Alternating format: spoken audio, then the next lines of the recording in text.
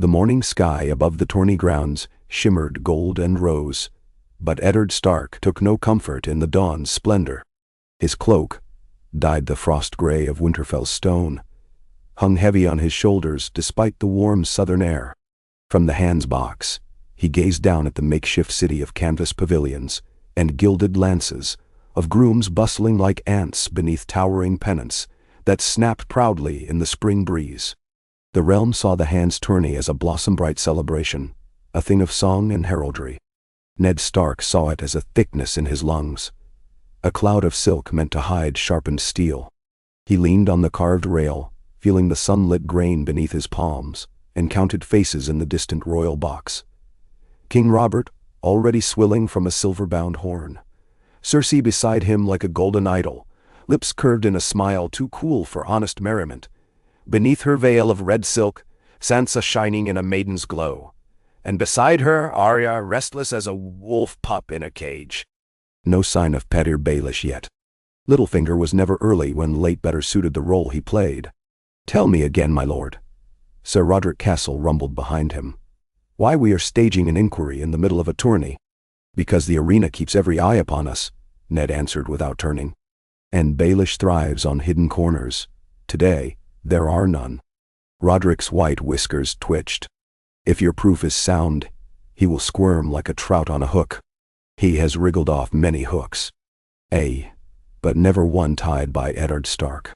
Ned would have smiled at the old knight's faith had his thoughts not returned, unbidden, to Bran's still form beneath Winterfell's grey keep. The boy's fall, the cat's paw's dagger of Valyrian steel and dragonbone, and Baelish's insinuation, all threads in a tapestry woven of lies. He had felt each thread between his fingers, tugging gently until a pattern emerged. Petyr Baelish at the loom, grinning while the innocent bled. Below, the grandstands filled. The small folk cheered as Sir Loras Tyrell, resplendent in green silk, cantered past, trailing a dozen fresh roses from his lance point. The mountain rode after him, dark and massive atop a destrier that looked fit to collapse under its master's malice. Knights in 100 colors queued behind the rail for the lists, but Ned's eyes followed only two: Sir Hugh of the Vale, newly made knight whose armor shone like a mirror, and Sir Gregor Clegane, whose reputation shone darker than pitch. A brief nod from Varys, standing fan-like at Robert's side, told Ned the spider had gathered the witnesses as asked. Varys had not asked why. He was too clever for that. The horns sounded thrice. The first tilt began. Steel clanged. Wood splintered. Ned tracked each blow out of habit, but his thoughts drifted to the ledger hidden beneath his cloak, a leather folio scented with smoke and cheap perfume, detailing transfers from the crown's treasury to a dozen coin vaults under Baelish's discreet control, amounts large enough to purchase loyalty in bulk. There was also the confession of the stable boy, coaxed by Syrio Forel's gentle questions, that he had seen Baelish hand the cat's paw, a purse fat with silver, the night before Bran was attacked. Proof enough for a northern justice. Was it enough for King Robert? That remained to be tested. A thunder of hooves drew gasps from the crowd. Sir Hugh's helm split by the mountain's couched lance. Blood sprayed in a bright arc. Hugh toppled backward, throat yawning crimson. Ladies screamed. Robert cursed and called for his wine. Littlefinger arrived then, slipping into the royal box with a bow so low it mocked humility. Ned saw the glimmer of mischief in Petyr's gray-green eyes even at a distance. He had worn a jacket the color of tarnished copper, with mockingbirds embroidered in silver thread climbing the left sleeve. A joke, perhaps, at how quickly they might flee a dying branch. Ned touched the pommel of his sword. Soon, he promised in silence. The tilts resumed. Loras unhorsed the mountain with a deft feint, then spurred away as Gregor rose roaring and cleaved his own horse's head in two. Another riot of shouts. Another gulp of Robert's ale. While the king bellowed for order, Ned descended wooden stairs to the ground level, Sir Roderick stalking at his side. They passed among hedge knights and heralds, squires fetching water, sellers of spiced wine, faces flushed with summer joy, unaware of the frost that walked beside them. In the shadow behind the grandstand, Yoren of the Night's Watch waited with a lean youth and a hollow-cheeked woman in a patched cloak. Yoren gave a curt nod. The youth swallowed, tugging a brown cap between nervous fingers. The woman kept her eyes down. These two had seen Petyr Baelish slip through Flea Bottom the night the cat's paw was hired, and she had recognized the sigil on his ring, the silver mockingbird. "They will speak truly?" Ned asked. "They'll speak," Yoren said. "Truths between them and the gods."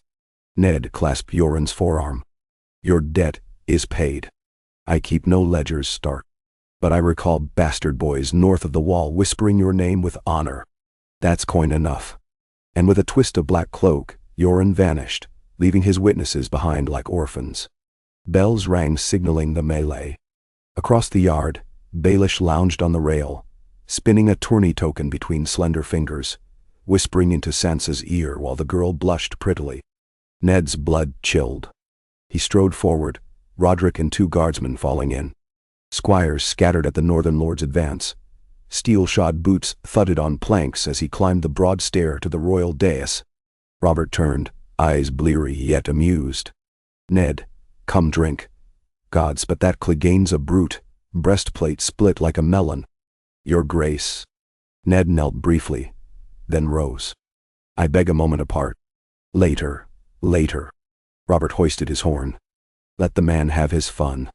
It concerns treason, my king." Robert's face sagged, as if wearied by the very word. "On a day of games? Is treason best left for darker nights? It thrives in them." Cersei's emerald gaze sharpened. "Perhaps the hand mistakes cunning for treason again. The Starks are prone to dour suspicions." Ned ignored her. "I would speak before the court. Here, now." The Queen's lips pressed white, but Robert shrugged. "As you will. Bring your northern gloom and unmask whatever villainy lives in the walls. Though if it be Jaime, you'll answer to the Queen." "It is not, Sir Jaime." Ned turned, voice projecting. "Sir Petyr Baelish, step forth." Littlefinger made a show of blinking, hand splayed at his chest. "Me, my lord? Why, I am but a humble counselor." "Step forth," Ned repeated. The rumble in his tone drew the attention of hundreds. The singers halted mid-strum, banners stilled in the breeze. Petyr ascended to the dais with easy grace. "If this is about the Rose of Lace brothel, I assure you the crown's coin was well spent." Laughter rolled through the noble stands. Ned let it fade as coldly as winter rain. "The crown's coin," he said, drawing the ledger from his cloak, "was spent purchasing silence, and worse. Here stand 2 witnesses who saw you hire the man who attempted my son's murder." He waved the boy and woman forward. They knelt trembling. "They name you, Petyr Baelish, as the one who pressed silver into the cat's paw's hand. They saw the dagger given, and thus they saw you lie when you told my wife that blade once belonged to Tyrion Lannister." Menexo. A hush deeper than prayer swept the stands. Robert blinked. "Littlefinger? Is this some jest?" Baelish bowed again, smile thin as parchment. "I fear Lord Stark mistakes me for a player in his northern tragedies, on my honor." "Do you name these 2 liars?" Ned asked. "I named them mistaken." Petyr's eyes glinted. "Flea-bottom rats see many shapes in the dark." The boy lifted his chin. "I seen you, milord. Silver ring with a bird." Gave the man a purse. "You said he'd earn more after." "Mentor sour." "And you?" Ned asked the woman. She nodded, voice ragged. "Mockingbird ring, I."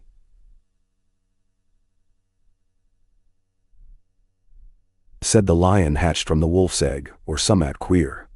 Then off he went. Ned unrolled the ledger. "Their word is stone, but for those who prefer parchment, here." Columns of numbers, signatures in Baelish's script, payments timed alongside the very night of Bran's fall. Coin to Darnold of the River Rau, a sellsword known in 4 cities as a cutthroat.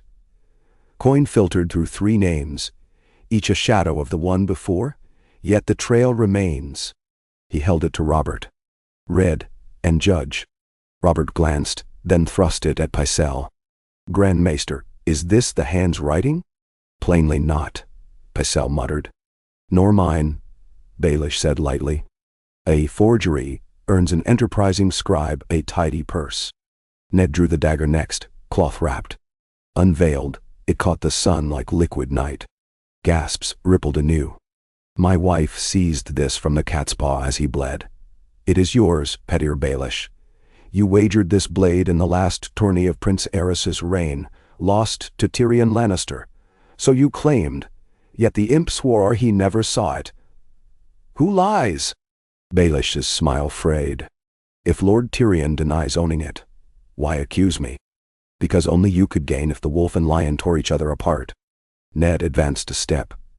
Tyrion traveled south to answer the accusation. You stayed safe in the capital, spinning your webs. Robert rose heavy-footed. Jane of office clinking. 7 hells, Petyr, did you? Littlefinger laughed, but the sound rang brittle. Robert, you know me. Am I so bold?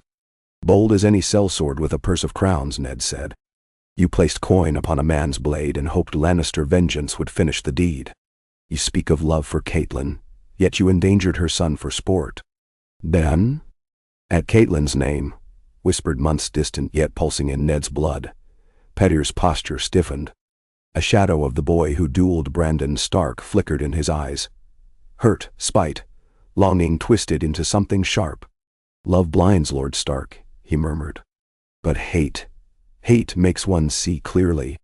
Robert's brows knit. Your riddling irks me, Baelish. Did you or did you not hire that killer? No, Petyr said. Liar, Ned replied, and flung the parchment at Robert's feet. If the king's justice means anything, seize him. Guards hesitated, looking to Robert, to Cersei, to the gold of the lions embroidered on half the knight's surcoats. Ned saw the tilt of power, Cersei's thin smile, Varys' unreadable eyes, Renly's narrowed gaze, and Petyr Baelish standing alone, save for the 1,000 favors his coin had bought. Robert spat mead. Enough. By the gods, I'll have truth. Take him to a cell and we will question him on the morrow. Steel rang. 2 gold cloaks advanced. Petyr lifted his hands, palms outward, still smiling. Your grace, I submit to your mercy. As gauntlets closed on his sleeves, his gaze slid to Sansa. Sweet Sansa, tears shining, and then to Ned. A wolf's honor is a heavy cloak to wear, Lord Stark. It drags you down, drowning you in duty. Be wary where it leads. The words passed like smoke, yet Ned felt chill gnaw his bones. He watched Baelish led away, the small folk erupting in shouts. Some jeering, some cheering, many wondering what game they had witnessed. The melee carried on, swords crashing while rumors spread quicker than wildfire. Cersei drew Robert aside in hissing whispers. Varys drifted to Ned's elbow. A bold stroke, my lord, yet bold strokes often leave ragged wounds. He will answer for what he's done. Undoubtedly. But snake seized by the tail may still bite. Then I shall cut off the head. Varys sighed. I pray your sword is sharp, and quicker than Queen Cersei's. She will not sit idle while the game shifts beneath her. That night, the Red Keep's corridors glimmered in torchlight. Ned's chamber smelled of parchment, leather, and the faint scent of winter roses he swore lingered whenever he dwelled too long on memories of Lyanna. Jory Castle entered, face grave. The mockingbird is in the black cells, Jory said. But the gold cloaks at the gate speak of Lannister men mustering. Let them muster. Ned dipped a quill. I've drafted charges. Conspiracy, treason, attempted regicide. Regicide, my lord. To kill the son of a lord paramount is treason. To set houses at war with the crown as bait is regicide in seed. Ned tapped the page. Baelish played at kingship in secret. He must be tried openly. A trial by combat? Jory ventured. Perhaps. Let him name a champion. He will choose one whose debt he owns, though few knights trust a banker to guard their souls. Then? Sir Boros Blount swore an oath. The white cloaks serve the throne. Ned sealed the letter. And the throne will judge. Jory hesitated. Lord Renly sent word. He asks to speak with you at dawn. Then I will hear him. Ned dismissed Jory and turned to the window. Moonlight draped the city, Torches glittered along the distant walls. Somewhere in Flea Bottom, men whispered in dim rooms about the hand who dared chain a spy master. In the Tower of the Hand, Ned Stark felt the weight of a realm shift upon his shoulders. Catelyn would be sailing now, he reckoned, bearing the news to Riverrun, to Winterfell perhaps. He ached for her counsel. Yet he had chosen his path. Truth delivered beneath the sun, no matter who burned in its light. Dawn broke blood-red across the eastern sky, and Renly Baratheon strode into the solar smelling of mint and fine leather, purple cloak sweeping.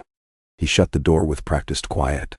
"You have done what many dreamed, Lord Stark," he said. "Petyr Baelish unmasked. I should thank you." "Oh, thank me by serving justice." Renly smiled, smooth as oiled cedar. "Justice, yes. But justice is a blade. Use it rashly and it slips. The Queen is furious. Cersei has sent for Lord Tywin." "So be it." Renly paced. "If Tywin rides with his banners, King Robert will be forced to appease him. Baelish's guilt may be lost in the storm. We must act before the lions roar." "What do you propose?" "Make Robert see the pattern. Baelish served Lannister ends, turning House Stark against them, sowing enmity. Prove Cersei complicit, and Robert cannot bend knee to her father." "Then see." Ned's jaw tightened. "I will not invent crimes." "Then gather more proof. Baelish will speak readily if he fears the Queen intends his silence." Renly's gaze sharpened. "Question him today. Alone. Promise him mercy for truth. And break my word tomorrow. You know me better. Offer him the wall. Yoren would take him gladly. A eunuch's vault of secrets, shipped north to freeze, that fate may loosen his tongue quicker than the headsman's swing." Ned folded his arms. "I will consider it." Renly clasped his forearm. "Move swiftly. Cersei already whispers that your northern pride plots to seize the treasury Littlefinger once kept. Do not let gossip outrun you."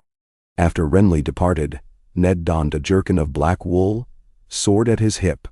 Sir Roderick joined him en route to the dungeons, gray brows beetled.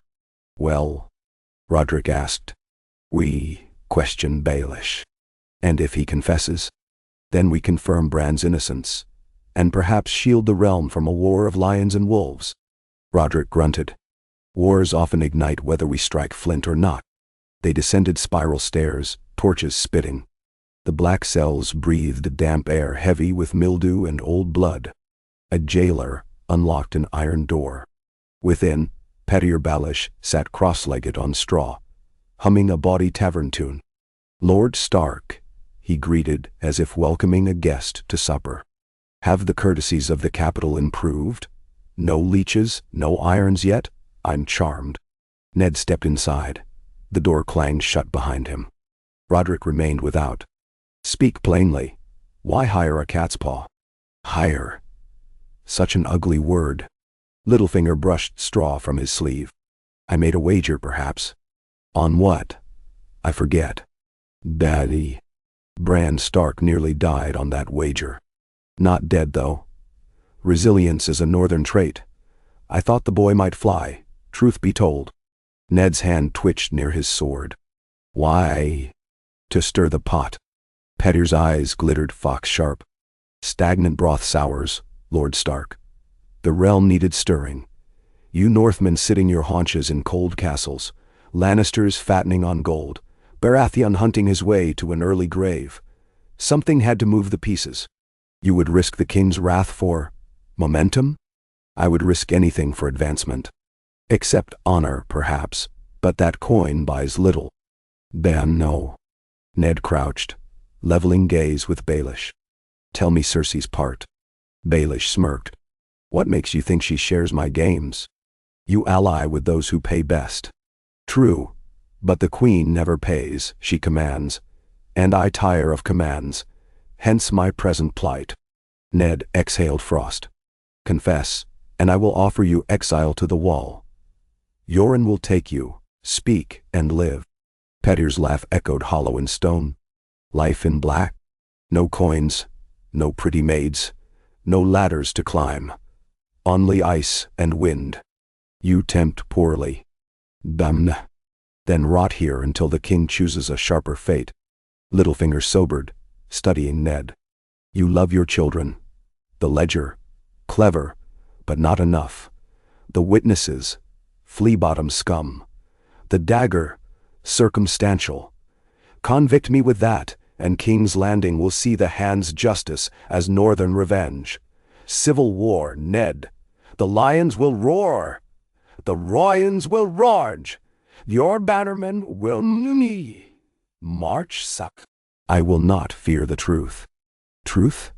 Baelish rose, shackles clinking though he wore none.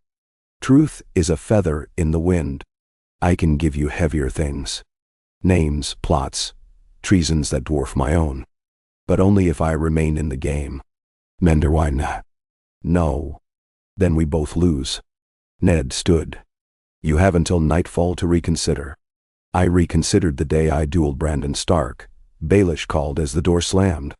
And still the world smiles at me. Word of Tywin Lannister's summons reached the Red Keep by sundown. A raven bore the message that the Lord of Casterly Rock rode east with 2,000 knights. Robert fumed behind closed doors. Cersei walked the halls serene as frost on glass. Varys appeared at the Tower of the Hand, hands tucked in voluminous sleeves. The Queen means to demand Baelish's release, blaming you for forging ledgers to steal his post. Grand Maester Pycelle supports her claim. Ned closed a tome. Does the king believe it? Robert believes only what roars loudest. Soon that will be Lord Tywin's host. I will speak to Robert tonight. Do so quickly and with tact. Varys hesitated. If you allow Baelish a quiet escape, say to Essos, Cersei's ire may cool, and he would plot anew across the narrow sea. No. The eunuch inclined his head. Then may the gods of the north guide you. After Varys melted away, Ned donned his cloak. In the corridor, Arya darted from behind a pillar, needle in hand. Is it true? She asked. You jailed the funny man from the small hall. He's not funny, and he is no friend. Arya's scowl deepened. Sansa thinks you're cruel. She thinks Sir Pettier is charming. Charming masks venom. Ned knelt, brushing hair from her brow. All men may wear masks, Arya. Remember that. Keep your eyes sharp. He smiled faintly. And perhaps keep your lessons on stealth from your lady sister. She fears for her prince's courtship. Demtur. I fear for nothing, Arya muttered, but she sheathed needle. I'll keep watch tonight. He hugged her. Sleep instead. Tomorrow may test us all. Night descended like funeral cloth. In the small council chamber, Robert pounded a fist on oak. 7 hells, Ned. Must every feast end with chains? Only those hosting vipers. Ned spread the evidence again, but Robert barely glanced. Tywin claims you forged those numbers. Tywin lies. Likely. But he lies with an army at his back. Robert wiped sweat. Let Baelish ride to the Vale. Jon Royce will keep him. Bah. And when Baelish sends knives at my children from another shadow. Robert slammed his horn down. Wine splattered. Gods. Would you have me war with Casterly Rock for a brothel master? For the truth, Ned said quietly.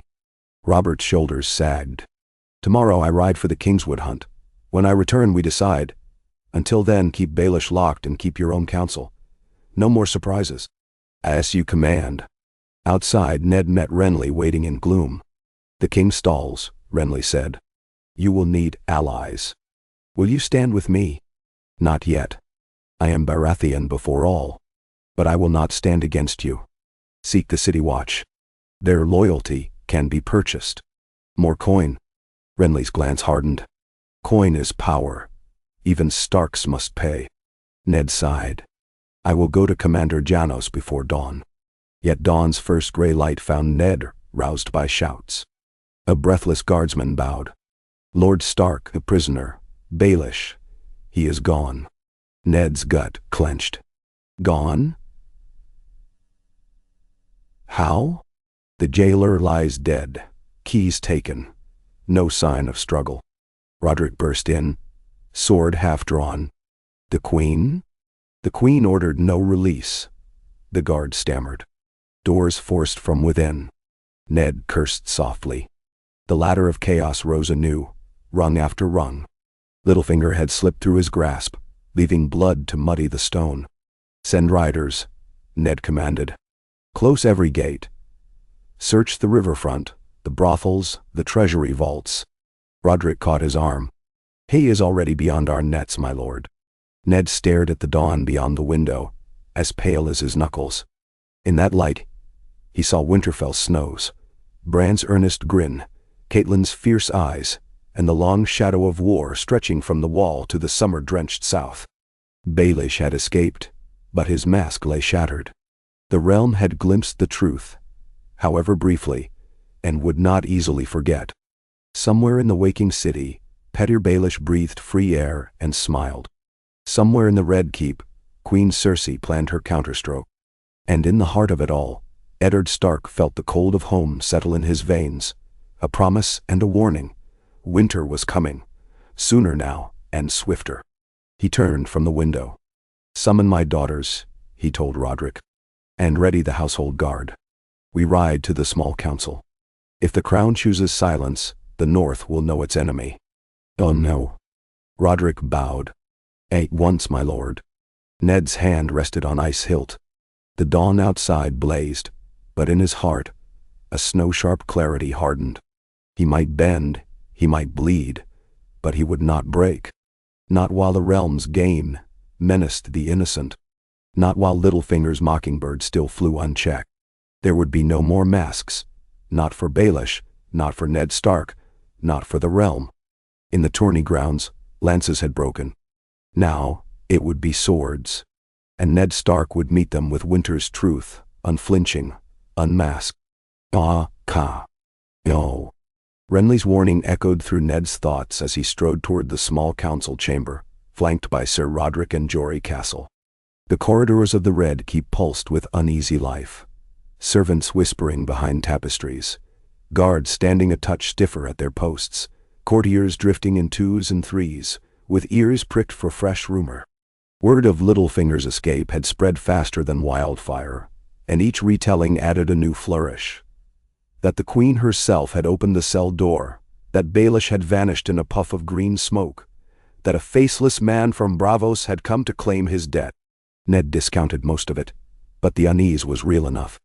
Tywin's host was still leagues away, yet its shadow lay long upon King's Landing. Inside the council chamber, candle flames guttered despite shuttered windows. Lord Renly, Grand Maester Pycelle, and Lord Varys stood near the table's head, murmuring over a creased map of the Crownlands. Seated apart, grim and silent, were Sir Barristan Selmy and Sir Jaime Lannister of the Kingsguard. Jaime's green-gold gaze flicked to Ned, lingering in sardonic amusement, as if the escape of one treacherous counselor merely added spice to an otherwise dull day. Robert Baratheon was absent, as expected. The king had left at first light for the Kingswood hunt, taking half the royal household guard, and all chance of timely judgment with him. Into that void strode Cersei, robed in smoky velvet that deepened her emerald eyes. She gave Ned a measured smile, as though greeting a partner for a dance whose steps she already knew. He took the chair Robert usually claimed, gauntleted hands folded upon the table.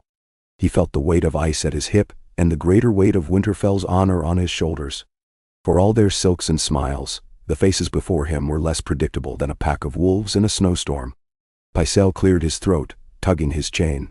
"Lord Stark, I dare say we are surprised you called us so hastily." His Grace instructed. "His Grace entrusted me with the realm's peace while he hunts," Ned answered, voice like cold iron. "That peace is threatened by the flight of Petyr Baelish. I will have every resource turned to his recapture." Cersei gave a slow blink. "Indeed. And shall we search every brothel and counting house on the chance Petyr is hiding beneath a whore's skirts or a ledger's page?"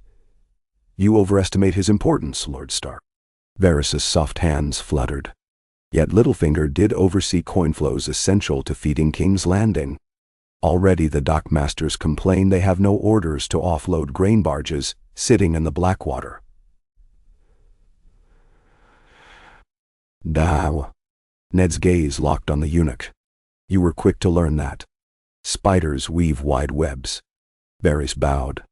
Renly tapped the map. We must appoint a new master of coin before shortages rouse a riot.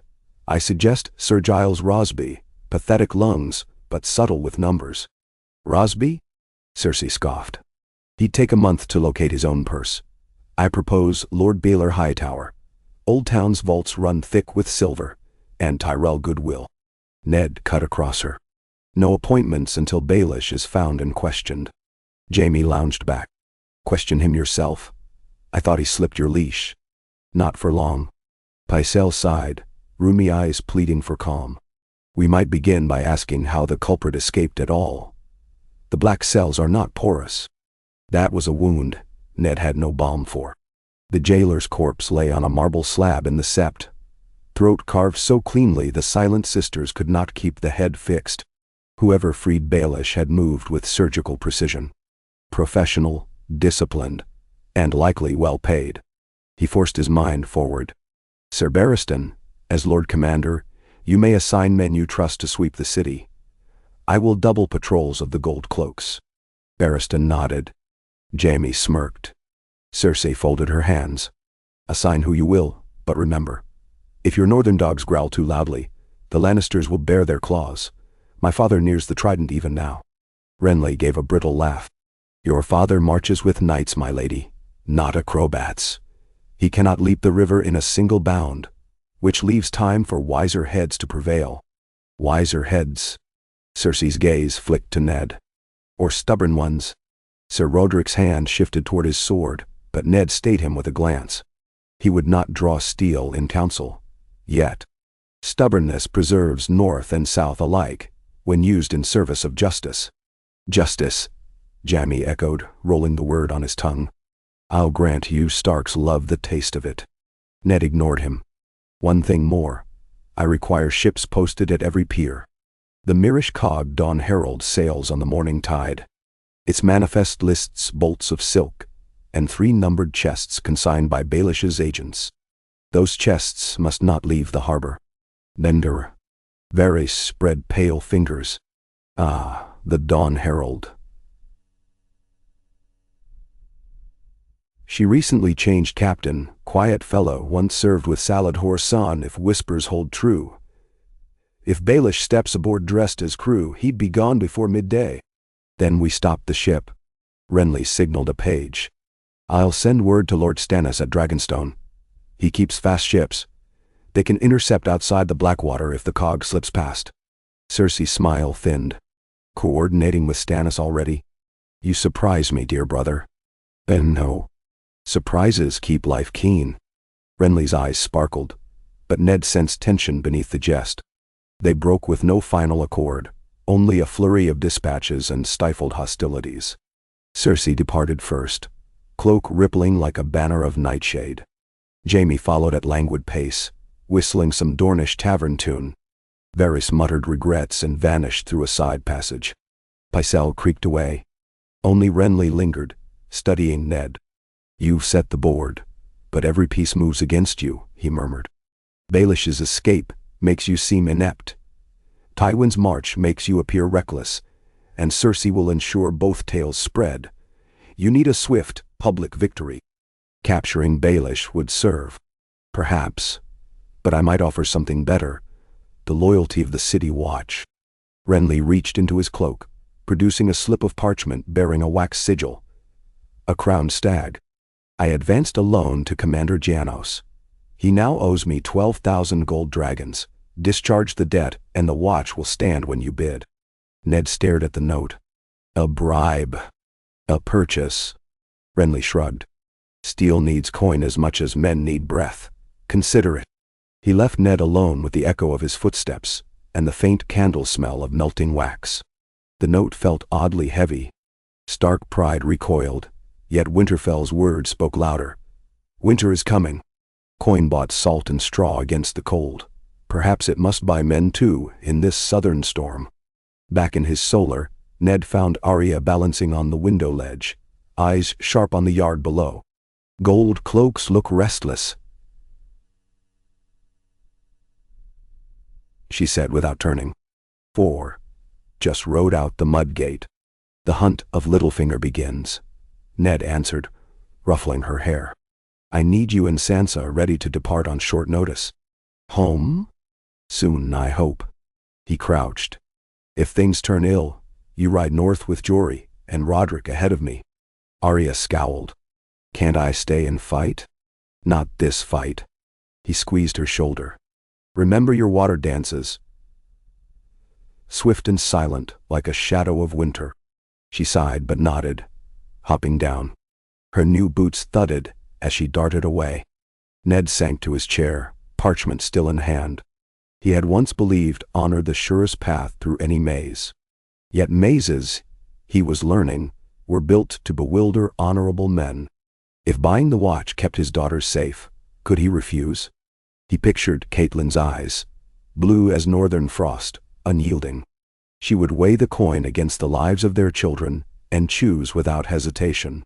He rose, set quill to fresh parchment, and began drafting orders. Janos Slynt received him in the armory of the old gate, amidst racks of halberds and the acrid tang of oil. Slynt's jowls quivered as he bowed. Lord Hand, a pleasure. Commander, Ned said, sliding the parchment across a barrel top. Discharge of debt, sealed by Lord Renly. In exchange you will triple patrols, close every postern at dusk, and keep 200 men in reserve outside the Tower of the Hand. At my word they stand for House Stark. Slynt's pig eyes flicked to the note, then to Ned's face. Are we expecting trouble? We prepare for possibilities. Half my men are Riverlanders, a quarter Crownlanders. Northerners are few. Gold spends the same. Ned's tone brooked no argument. Slynt licked his lips. As you say, my lord.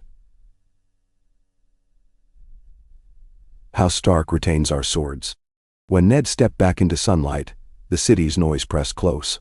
Market cries, hammer strikes, gull calls, all layered beneath a hum of rumor. A lord imprisoned, a treason exposed. He inhaled brine-tinged air and tasted tension. Somewhere Petyr Baelish listened too, laughter coiled like a whip. The next hours blurred into dispatches and search reports. Twice ships were halted. Holds rifled, crew questioned. No sign of Baelish. By dusk, the Dawn Herald remained in harbor, sails unfurled but anchor still down. Her captain allowed gold cloaks aboard. Superficial courtesy that yielded nothing but ordinary merchandise. Ned paced the pier as shadows lengthened, each creak of plank a taunt. Moonrise found him back in the yard, overseeing sword drill to keep his men sharp. Jory sparred with Hallis Mullen, wooden blades crackling. Sparks of torchlight danced off steel at the forges. Yet Ned's eyes drifted to the east wall where newly doubled sentries paced. He'd fortified the tower, but a castle is no stronger than its gatekeeper's heart. And hearts, he feared, were cheapest of all. Sleep came fitful and short. At dawn, a raven hammered claws on his shutter. The scroll bore Dragonstone's sigil. He tore the seal. Stannis' fast galleys had intercepted no Myrish cod departing, nor any vessel bearing Baelish by name or likeness. Either Littlefinger still skulked within the city, or he'd used a smaller craft under false colors to slip through the night. Ned ground the parchment in his fist. A knock came. Roderick again, gaunt eyes. News from the Street of Sisters. A warehouse fire. Witnesses say they saw a man matching Baelish's height, fleeing over rooftops. Now. Ned snatched his cloak. Show me. Smoke scented the dawn like burnt cloves. The warehouse belonged to Miles Toyne, discreet financier of several brothels, and Ned suspected some of Baelish's quieter enterprises. Charred beams jutted from smoking wreckage, buckets sloshed, small folk milled wide-eyed. Within the blackened shell, gold cloaks uncovered 3 corpses, faces scorched beyond recognition. One wore a silver mockingbird brooch, half melted by the heat. Roderick stared at the emblem. A ruse? Or a farewell? Ned's jaw tightened. He burns the trail behind him. A messenger galloped up, cloak streaming. Lord Hand, the Queen summons the council at once. Urgent. Cersei received them in Maegor's holdfast, beneath a vault of red marble shot through with gold. Her throne was Robert's hunting chair, draped in cloth of gold. Jaime stood behind her, hand on pommel. Pycelle and Varys flanked, Renly conspicuously absent. "My lords,"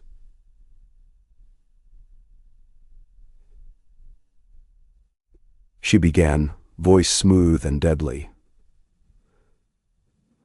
"Rumor claims the Hand squandered crown coin bribing the city watch. I invite him to deny it." Ned met her gaze. "I secured the watch to prevent further treachery spawned by Baelish's plots. And yours." A ripple of outrage from Pycelle. "Baseless." Cersei smiled. "Where is this treachery? Baelish lies charred in a ruin, it seems. Conveniently beyond questioning. That corpse was a decoy. Baelish lives. Prove it." She flicked a finger. A steward produced a scroll.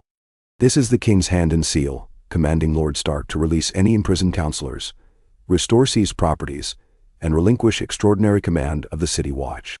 Robert dispatched the Raven 2 days ago from the hunt. Your overreach ends, Lord Stark." "And now?" Ned stepped forward, pulse hammering. "Robert would never sign away the realm's safety without counsel." "You presume to know a husband better than his wife?" Varys interceded, voice oily. "Perhaps we verify the seal, allow Grand Maester." "The seal is sound," Pycelle wheezed, adjusting spectacles. "I recognize the king's script." Cersei leaned back, satisfied. "You will obey, or be named traitor." Ned's hand brushed ice. Hundreds of league-long winter nights spent upholding the honor of his house pressed him to stand defiant. Yet a reckless strike here could doom his daughters, his men, the North. He felt every eye. Jaime's mocking, Pycelle's anxious, Varys unreadable, waiting for him to misstep. At length he inclined his head. "I will comply when the king returns and confirms this order himself." Jaime's laugh slithered across the marble. "Stubborn wolf. You think delaying will save you?" Cersei's green eyes hardened. "Delay will break you." "Very well. You have until Robert's return. But know this, Littlefinger's ashes are hardly cold, and already sparrows chirp of Stark ambition. Should any unrest arise, the blame lies with you." "Mammiseti." Outside, Ned inhaled the sharp air as though it were the first honest breath of the day. Roderick's whiskers bristled. "A forged letter?" "Likely. Or Robert penned it drunk, goaded by Lannister captains. Either way, Cersei means to strip the fangs from us before Tywin's host arrives." Jory caught up, face gray. "Whispers say the Queen's men gather in the armory by night. Some gold cloaks, too." "Now?" Ned remembered Renly's parchment, now tucked beneath his doublet. Coin bought vows, but fear unmade them. He needed allies of blood, not purse. He thought of Stannis. Unlike Renly, the elder Baratheon bent no knee to vanity. Stannis loved justice like a sharpened blade. If Ned sent him proof of Joffrey's illegitimacy, as he once considered, Stannis might stride into the capital with law as shield and sword. Yet that secret was wildfire. One spark could ignite civil war faster than any. Still, war already loomed, fanned by Baelish's schemes. Perhaps Stannis was the only fire that could cauterize the wound. He climbed to his chambers and retrieved the parchment bearing Robert's seal. Studying the wax, he saw a fine fissure where the stag's antler met crown, not a break, but an irregularity absent on genuine seals he'd filed. A forgery fashioned by a master, yet imperfect. He smiled grimly. Artifice breeds arrogance. Sweeping quill across parchment, he composed 2 letters, one to Stannis at Dragonstone, demanding his swift return to challenge the Queen's edict, the other to Winterfell, instructing Robb to muster northern banners, discreetly, and march no farther than Moat Cailin unless called. He sealed both with white wax impressed by the direwolf. Arya entered as he bound the scrolls. "Father," men at the gate asked after me. "Gold cloaks." His blood ran chill. "What did they want?" "They said the Queen desired me in the castle for sewing lessons. I told them I had dancing." "Nanny!" Ned knelt, gripping her shoulders. "Listen to me, little wolf. If anyone not of our own guard tries to take you or Sansa, you run. Find Syrio Forel, find Jory, find me. Promise." "I promise." Her jaw set hard. I'll stick them with the pointy end if they grab me. He kissed her brow. Pray you don't need to. He watched her leave, small and fierce, then called for Tomard with 2 trusted riders. The letters must fly. Night draped the city once more, heavier than before, as if some unseen beast crouched upon the rooftops. Ned donned leather and steel beneath a plain cloak and descended to the Godswood, a sliver of northern forest transplanted behind red walls. The heart tree's pale face glimmered in moonlight, mouth crooked as though in warning. Kneeling at its roots, he whispered for guidance, for Catelyn's safety, for the children's, for Rob's readiness. The old gods answered only with wind-rippled leaves, but in that rustle he felt another presence. Footsteps. He rose, hand on pommel. From a thicket stepped not a Lannister thug nor a gold cloak, but a woman cloaked in ash gray, eyes shadow-rimmed. The wisp of a northern accent touched her words. You hunt a mockingbird, Lord Stark. He studied her stance, balanced, lethal. Who speaks? A friend of a friend. She lifted her hood. Silver hair shone in moonglow, cropped short like a soldier's. A singer of the forest once, now a sparrow beneath the eaves. The one you seek slips the net by changing shape. Where is he? Under the city. River Row leads to old smuggler tunnels, then catacombs from the days of Maegor. He waits there, weaving offers to any ear that bends. Why tell me? Because his ladder climbs on corpses. Tread first rungs, lose few. Let him ascend, lose many. She pressed a charcoal sketch map into his hand. You have 1 night before he's gone west, cloaked in cell sails. Before he could ask more, she vanished between dark boughs like morning mist. By torchlight Ned traced the map, a serpent's path beneath the city. If true, this could end the chase. Yet venturing underground with too few men risked ambush. Taking a host would alert Baelish through his spies. He waited until dawnbirds sang. Finally, he summoned Jory, Roderick, Hallis, Tomard, and 10 chosen guards, men whose families owed Stark favor.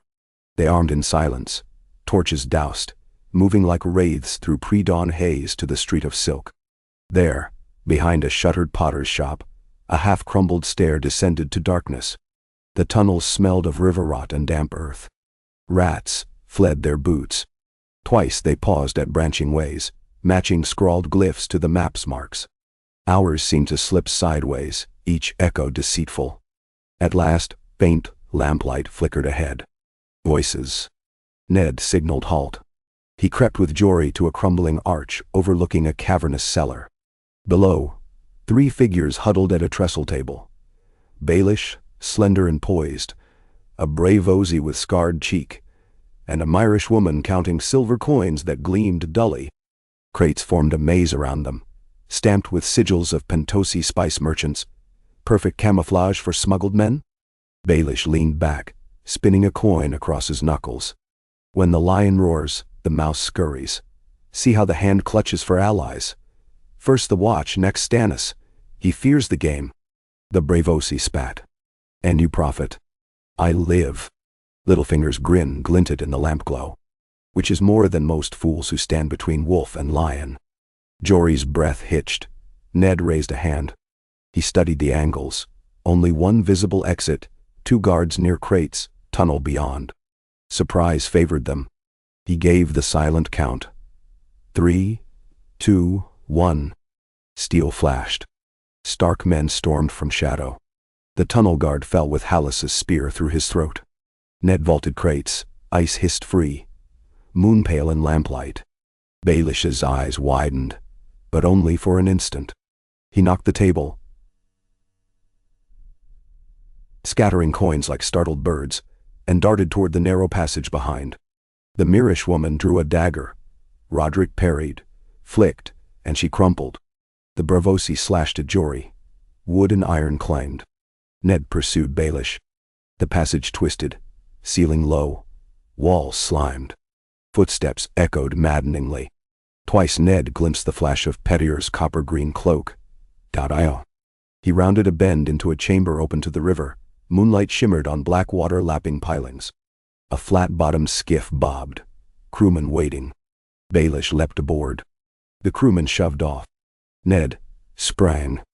Boots splashed on algae slick stone.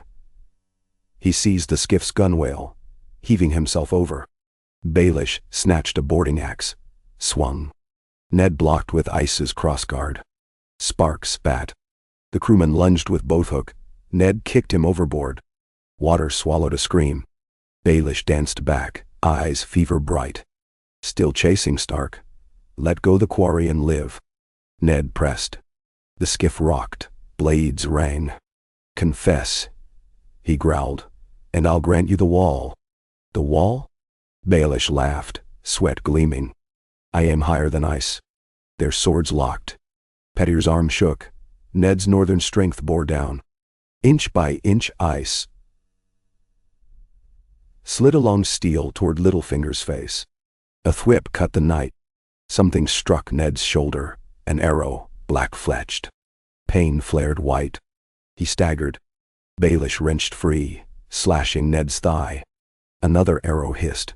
Ned twisted, felt wind. On shore, cloaked archers emerged. A half-dozen silhouettes. Baelish vaulted to the stern, sliced mooring. The skiff drifted. Ned, bleeding but upright, raised ice defensively. Arrows whistled, thudding into planks. He backed toward bow shelter as archers knocked anew. From tunnel mouth behind, Jory's voice roared, "Father of lies!" His sword glimmered as Stark men charged, shields up. 2 archers fell. The rest wheeled, loosing blindly. Baelish cursed, seized oars. But the tide tugged skiff under low arch that led deeper into the canals. Ned braced, then leapt. He landed on dripping stone, wound screaming, yet ice steady. Jory's hand gripped his arm, hauling him behind a pillar as arrows shattered stone chips. The archers fled into dark alleys. Ned sagged. Blood-soaked wool. Jory cried for a lantern, for Maester, but Ned's gaze tracked the receding skiff, lamplight dwindling until it winked out like a dying star. Back in the Tower of the Hand, Maester Franken stitched the wounds. Burning agony brightened Ned's world yet sharpened resolve. Each jab of needle recalled Baelish's smirk. Jory knelt nearby, face pallid, beard flecked with river grime. "He slipped us," he said, voice cracked. But the Bravosi confessed. Baelish planned sail by nightfall aboard the Storm Dancer, a Taroshi galley anchored beyond the chain boom. Ned gripped the armrest until knuckles whitened. "Then we break the boom." "Madness," Roderick whispered. "Harbor chain is drawn only in siege. Lowering it risks less than letting that serpent crawl free." Ned struggled upright.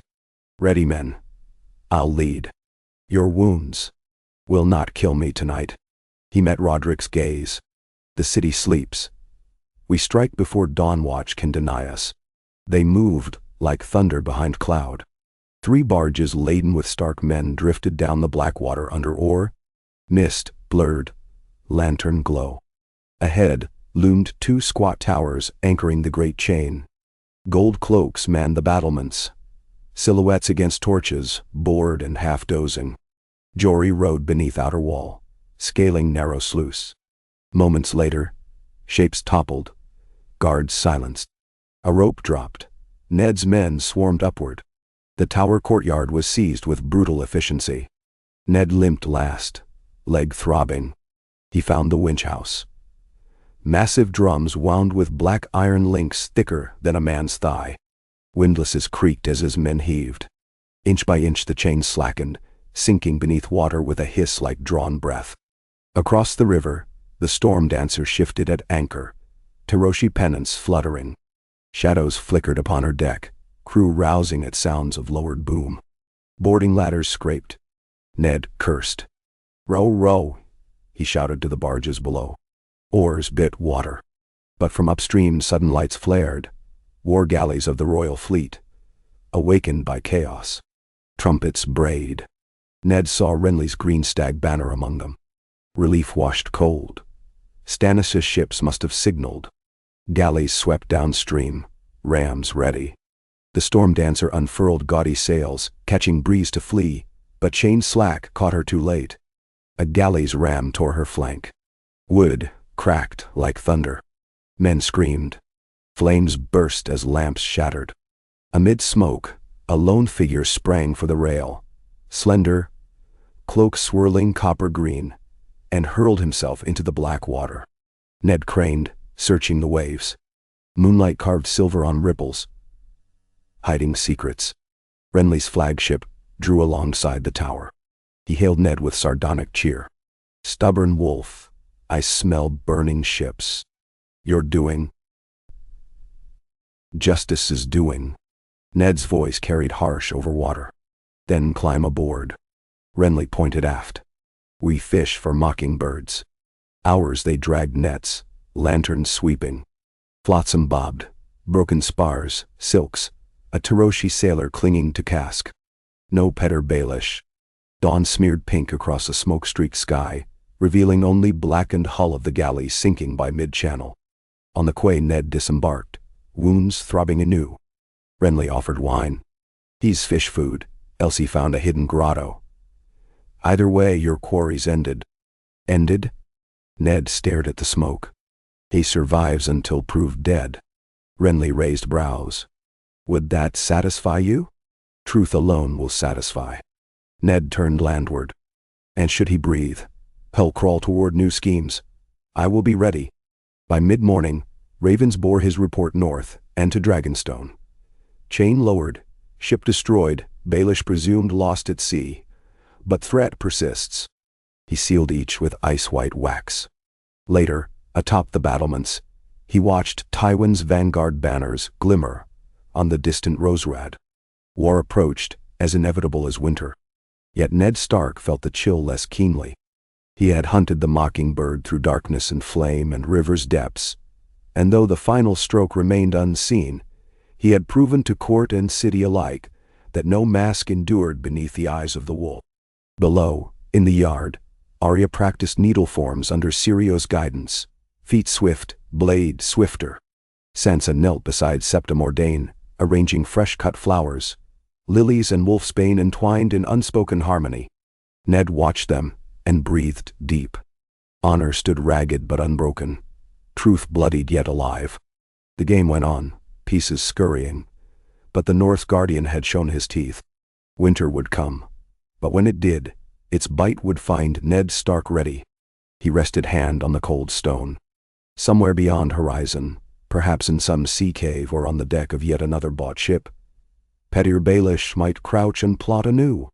If so, the wind itself would carry word, and the hunt would begin once more. Wolves, after all, never forget a scent once savored. And high above the city of schemes and ashes, the morning sun broke through ragged cloud, spilling gold across spears and roofs alike. New light for a realm at the brink, and for the man sworn to guide it through shadows. Blade unsheathed, eyes fixed on the horizon where storm and snow would one day meet. Ashen smoke curled above King's Landing for 3 successive days, while charred ribs of the storm dancer settled into the black water like bones of a leviathan. Everywhere Ned Stark walked, through the echoing halls of the Red Keep, across the reeking quays, over the dusty brick of the Street of Flar, citizens craned to glimpse the hand who had broken the harbor chain and dared wrestle the city's secrets from the depths. Some spat behind his back, grumbling of trade stalled and tariffs spiking, because northern stubbornness had sunk a Tyroshi spice galley. More whispered blessings, convinced some black-tongued wizard aboard that ship would have loosed a plague on them all had Lord Stark not intervened.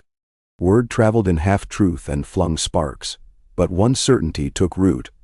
A winter wolf hunted loose in the south, and no wall of gold or lies stood safe. Ned felt it in the way gold cloaks straightened when he passed, and in the sudden hush that followed his footfalls. Respect sometimes, fear more often. It wearied him more than the stitched wound in his shoulder and the ache in his gashed thigh. He had never desired awe. He wanted only the quiet assurance that truth, once spoken, could not be silenced. Yet Littlefinger's mockingbird still fluttered between tongues, and each rumor Ned crushed seemed to birth 2 more. Chittering of plots spun in deeper burrows. On the 4th dawn, he rose to a sky washed pale by a west wind and found the first of his ravens returned. The letter came from Winterfell by Robb's firm, but uncertain hand. The banners of the north had begun mustering, though only as far as Moat Cailin. Sir Helman Talhart already held the causeway. Lady Mormont pledged every sword her island could bear. Lord Wyman Manderley wrote of bakeries, turned to granaries and wharves, cleared, to take southern refugees should war roll north. Robb ended with a line that tightened Ned's throat. "We stand ready, father, yet pray for peace. Summer snows have not cooled our fury at the wrongs done Bran, but we will not draw first blood." Beneath, young Rickon's crude scrawl adorned the page. Crooked direwolf. 6 legs, gnashing teeth. Ned pressed thumb to the ink, smiling despite the weight on his chest. The children grew while he battled shadows. Each hour stolen from them cut deeper than any blade. Later he limped to the eastern curtain wall where Sir Barristan Selmy awaited, cloak of snow-white billowing. Barristan's lined face bore sorrowed dignity. "Lord Stark," he began without preamble, "the Queen demands your presence in Maegor's Holdfast at midday. She claims urgent matters of succession require your seal." Succession, a word thick with menace, edged by the secret Ned still carried. He measured Barristan's steady gaze, wondering how much the old knight suspected. "I will attend," Ned said, "though I've matters more urgent still." Tywin's outriders were sighted near Stony Sept. 4 days, perhaps less, until his spears scraped the city walls. Barristan's eyes dropped briefly. "I have urged her grace to send envoys, but she holds to strength as a drowning man to driftwood." He hesitated. "I have served 3 kings, Lord Stark. I have watched pride undo each. And yet we remain." Ned turned to the wind-tossed wild of rooftops and alley chimneys below them. "Stay beside the throne, Barristan. Guard the innocent. That oath binds us both." "Then thou." When noon hammered bronze bells across the Red Keep, Ned entered Maegor's Holdfast flanked by Sir Roderick and Jory, though the Queen's Lannister guard barred them at the chamber doors. Alone, he crossed polished jade tiles to where Cersei waited beneath a canopy of green dragon glass shaped like scales. The light painted her hair with emerald fire. Jaime lounged by a wine table, a cat full on cream. Grand Maester Pycelle perched owl-like with scrolls. Varys ghosted in a dim alcove, hands folded, expression unreadable. Cersei unrolled a parchment heavy with ribbons. "By decree of His Grace King Robert Baratheon."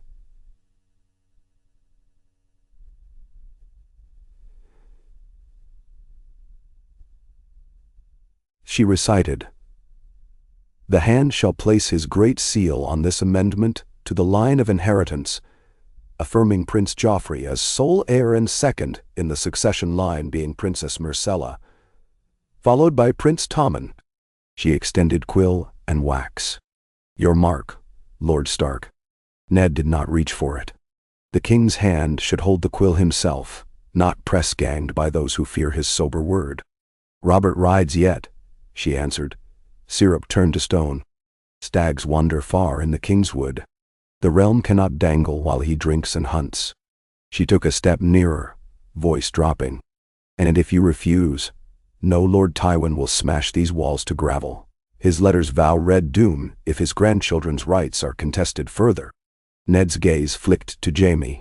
The Kingslayer smiled a lazy, private smile. Refusing here would force Cersei's hand to open rebellion before Tywin arrived. Perhaps Ned's intent, yet it would paint him traitor in Robert's eyes on his return. Accepting would chain him to a lie he could never abide. He counted heartbeats, hearing Jon Arryn's warning echo through memory. The seed is strong. Joffrey's hair was lion gold, Tommen's softer but the same. All Baratheon sons since Orys bore black. Truth perched above his tongue. "I was named to guard Robert's realm," he said slowly. "That realm rests not on parchments, but on justice. I will place no seal today." Cersei's lips widened. Jaime's hand brushed the hilt of his sword. "Stubborn," he murmured, almost fond. Pycelle's breath rattled in his throat. Ned turned toward the exit.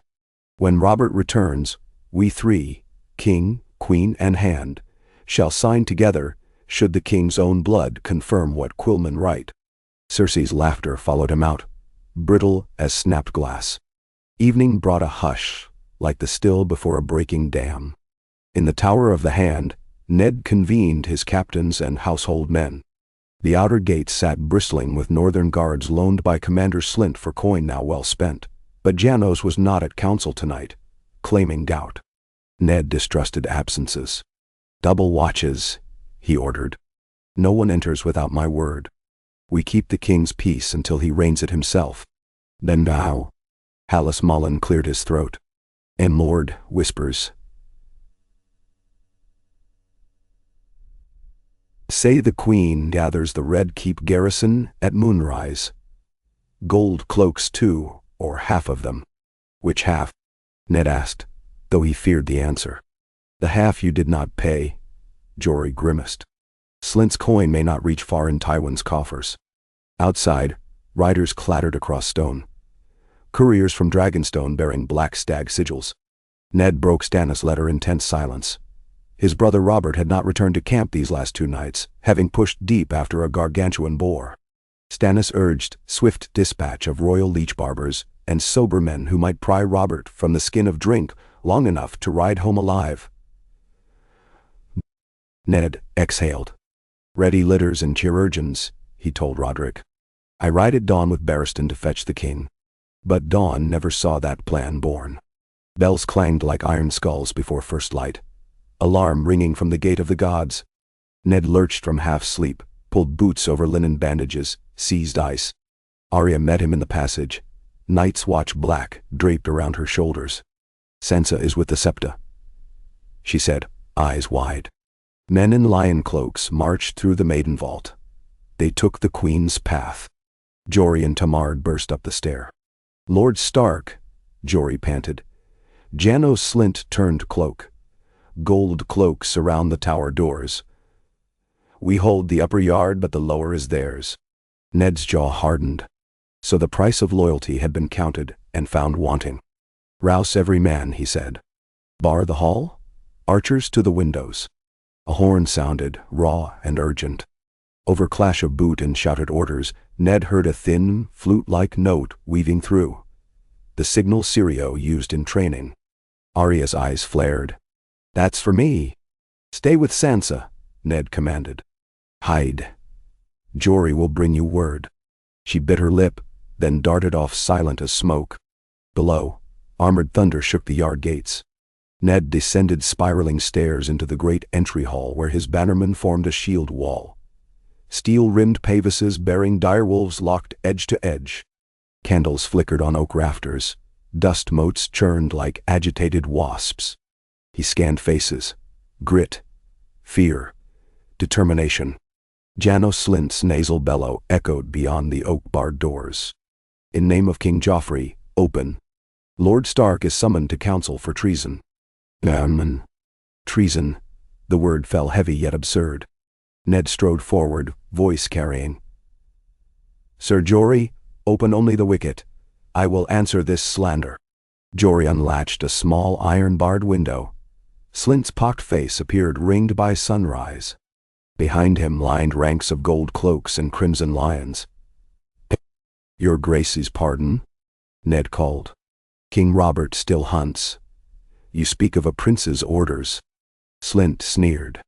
"King Robert lies dying at camp. Boar ripped him near open. The council crowned Joffrey at dawn. Your seal was not required." Cold bit Ned's marrow. Robert dying, and he trapped behind oak while the Queen seized crown.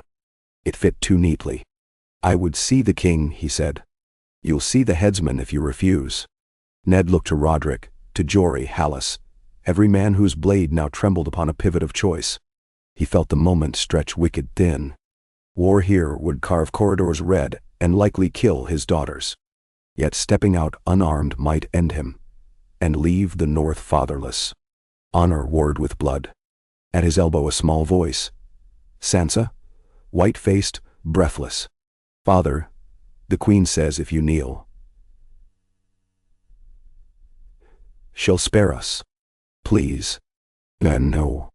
Arya slid behind her sister, eyes burning like flint striking steel. Ned touched Sansa's cheek with shaking fingers.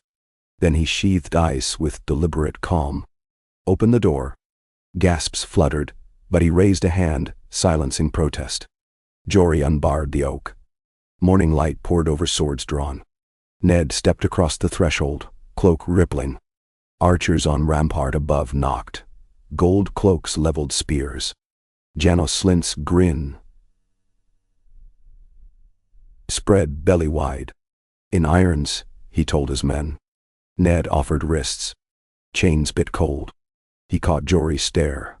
Loyal fury barely leashed. Hold Winterfell's honor, Ned murmured. Protect them. Then the gate slammed behind. Dragged through cobbled ways, Ned glimpsed people peering from balconies, eyes alight with scandal. Lannister riders cleared the streets, bells pealed again, this time in triumph. At the great CT banners of the stag had been replaced late. Sewn cloths bearing a roaring lion above a golden crown. Joffrey sat the Iron Throne by afternoon, red silk doublet gleaming, Cersei beside him like a carved idol of glimmering jade. Ser Barristan was forced to kneel and proclaim the boy king's lineage. Jaime's smirk never left his lips. Ned stood hooded by chains below the dais. His leg throbbed, shoulder burning. Pycelle read charges, conspiring with Stannis Baratheon to usurp, destroying crown property, defying royal edicts. Ned listened as though to a play staged by madmen.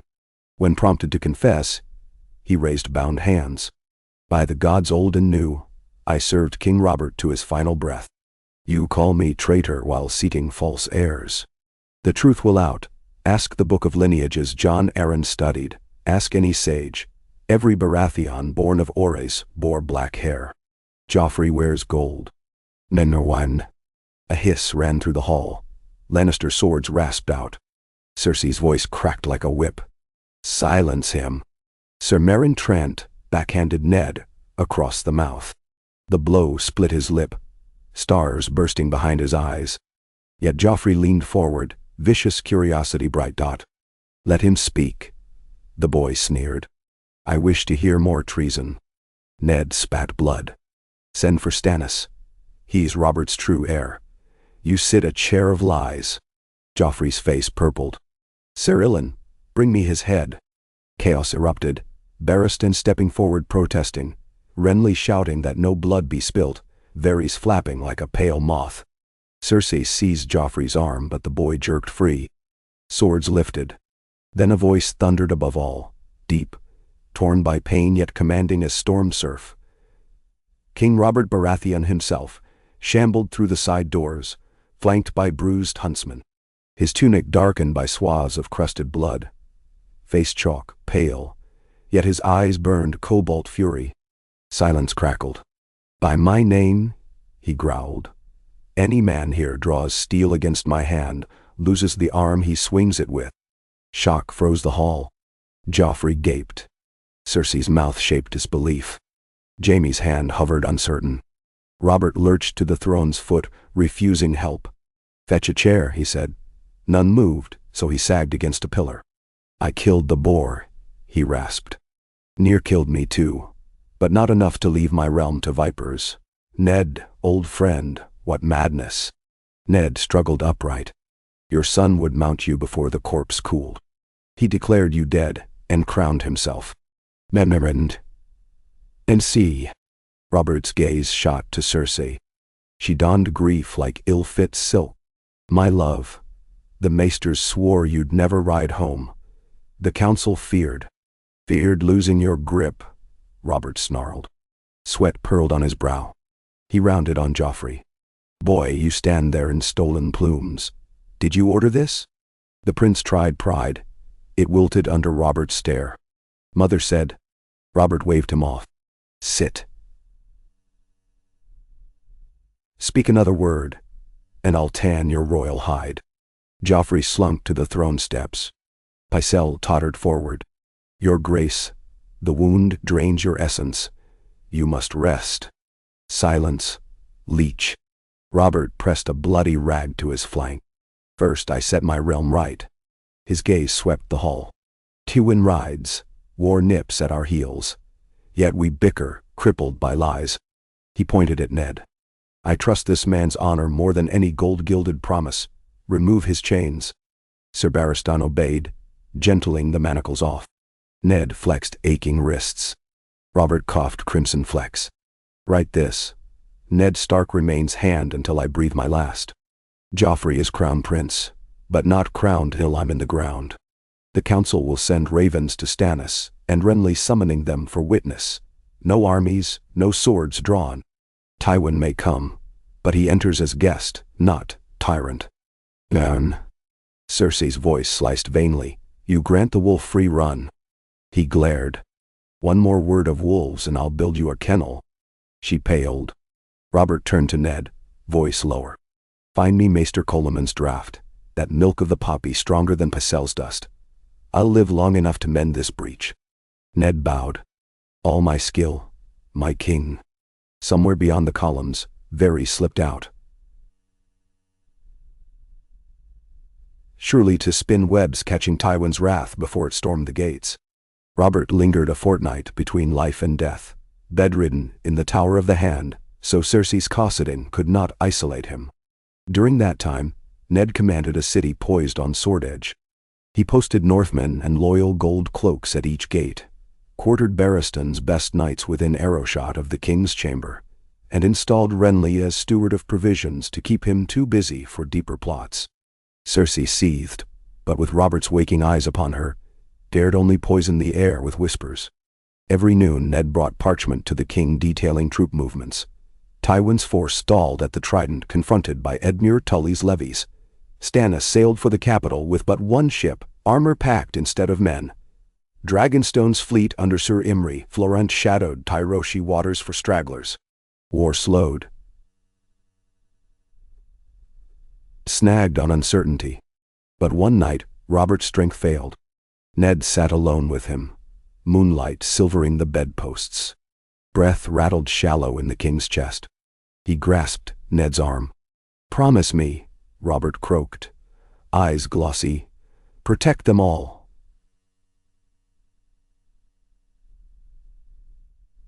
From her, from her.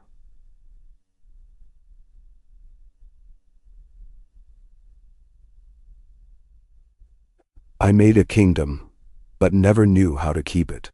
You kept the realm breathing, Ned whispered, long enough for a better gardener. I'll try. Robert smiled faintly. Tell Jon Arryn I'm sorry. I never listened. His hand slackened. At dawn bells tolled once more, mournful this time. Robert Baratheon, Hammer of the Rebellion, was dead. The realm's lords arrived like crows to a carcass. Lord Tywin in gilded plate, face iron calm. Stannis in black and red, jaw clenched. Renly arrayed sunshine green. The great council convened within the dragon pit, its ruin vast enough to hold 3,000 sworn nobles. There, the succession would be decided beneath the ragged ribs of fallen empire, as though the ghosts of dragons demanded witness. Cersei entered first, flanked by Joffrey, Myrcella, Tommen, and 50 red cloaks. She claimed a dais of white marble, and spake of Robert's love, of Joffrey's courage, of the smooth glide from one reign to next. Tywin's voice boomed support, listing debts Lannister gold had paid for crown stability. Many cheered. More kept silent.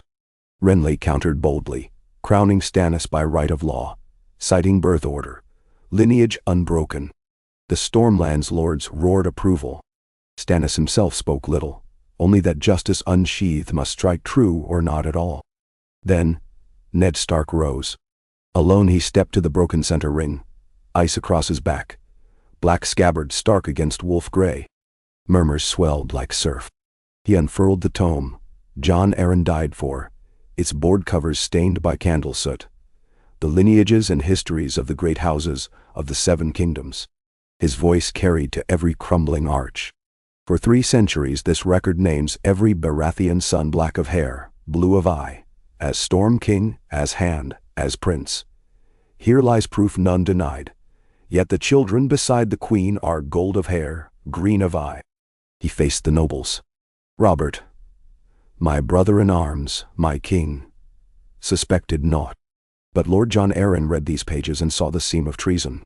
He held high Gendry waters, Frightened but unflinching, the smith's apprentice Ned had found at Tabomot's forge.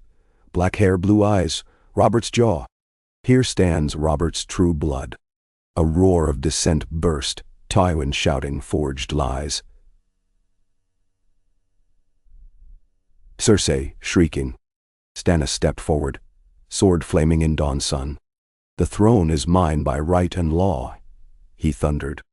Set aside, bastards, crown me and we stand united. Renly laughed sharp. You're right, brother, yet your love wins no hearts. Grant me the throne, and the realm will follow willingly. Done? Steel rasped. Nobles surged to choose sides. Tyrell banners with Renly, Stormlanders split. River lords torn by Tully loyalty to Stark. Westerlands bristling red. The dragon pit reverberated like a drum of war. Ned lifted both hands, calling above the din. Stop.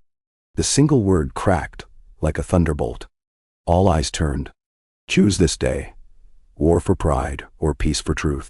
He faced Tywin. My lord, your daughter's lie threatens engulfing blood. Yield her children to quiet exile in Casterly Rock, and keep your lands. He turned to Renly and Stannis. You quarrel while lions sharpen claws. Unite. Let Stannis wear the crown. Renly serve as hand. Storm and Rose together can heal the kingdom your brother loved. Silence held like a drawn breath. Then a small sound. The scrape of steel sliding back into scabbard. Lord Randall Tarly knelt, sword point kissing dirt. House Tarly stands for Lord Stannis, rightful king. One by one, Stormlanders joined.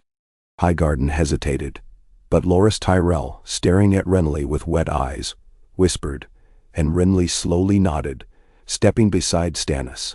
Storm and Rose, Renly pronounced. Cheers rippled across. Tywin watched calculation flicker in his pale gaze. He lifted 2 fingers, his knights lowered spears.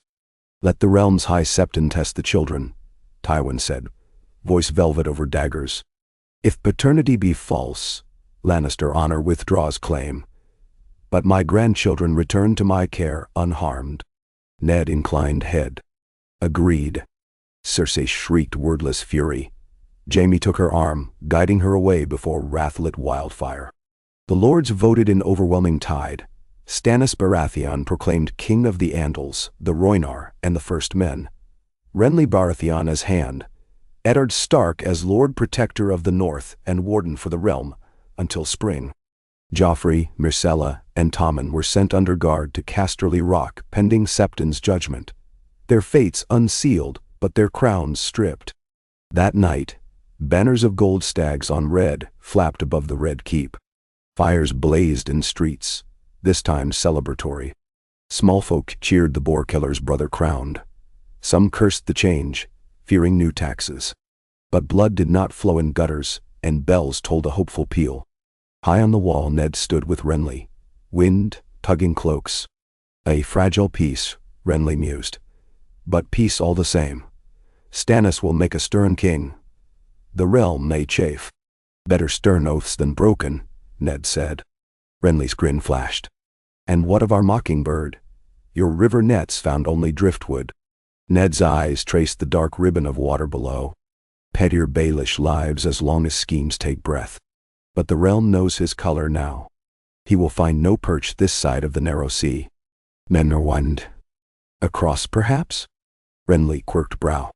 Across he'll discover new predators. Ned allowed himself a thin smile.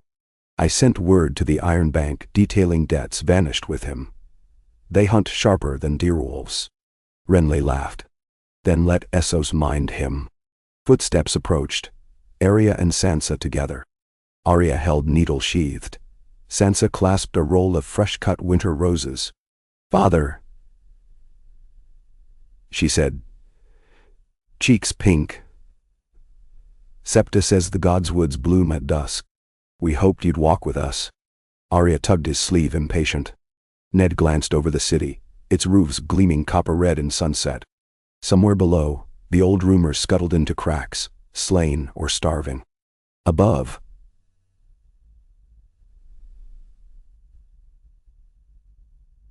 sky stretched clear, a tender blue he had not seen since leaving Winterfell. He offered each daughter an arm. "A walk then, but only until the bats wake," he teased. They descended toward the gardens where heart-tree leaves whispered secrets in a tongue older than kings. Ned listened, breathing deep the scent of new growth. War might come tomorrow, Tywin's pride, Ironborn raids, Dornish plots. But tonight the North's honor stood unbowed. The realm held a sliver of fragile order, and the children laughed beneath branches painted golden in dying light. In that moment Ned understood. Victory was not the crushing of foes, but the sparing of innocence. As dusk pooled violet around the stones, he lifted his eyes to the first shy star. Somewhere out there, a mockingbird winged through foreign skies. One day, it might return, claws ready. When it did, the wolf would be waiting, memory sharp, blade sharper, winter ever near. Until then, Eddard Stark would keep the watch, hand steady, heart true, guarding the realm his friend had left him. And the future no dagger of lies would ever silence again. Nah. The night fires in King's Landing burned low, leaving only ember glow on cobbled streets, and the distant hush of the Blackwater as midnight's tide crept upriver. Eddard Stark, freshly sworn warden for the realm, found scant comfort in the title or in the rare stillness. From the high tower of Aegon's Hill, he watched lanterns wink across rooftops like scattered constellations, each tiny light a life depending on fragile accords. Struck beneath the dragon pit's shattered dome. 2 days had passed since Stannis' coronation, yet already fissures traced the mortar of their hard-won peace. Behind Ned, the young king's council murmured over wax-stained parchments, Renly in bright green and gold, Maester Pylos newly called from Dragonstone, lean and hawk-eyed, Sir Davos Seaworth smelling faintly of tar and salt, and Sir Barristan Selmy, solemn in white. They leaned together like men at a smithy, trying to hammer disparate metals into a single blade. Cersei and Joffrey, guarded on the road to Casterly Rock, became the refrain of every discussion. What ransom, what concession, what threat might yet spill from Lannister mouths? Lord Tywin will not accept exile for his grandchildren without blood, Davos warned. He is a man who tallies slights in columns deeper than coin. Renly tapped knuckles on the table. He will test Stannis' walls, aye, but the old lion is more merchant than marauder. Offer him a trade route restored, and his pride will stalk off licking new gold. Then? Ned turned from the window. You misread him.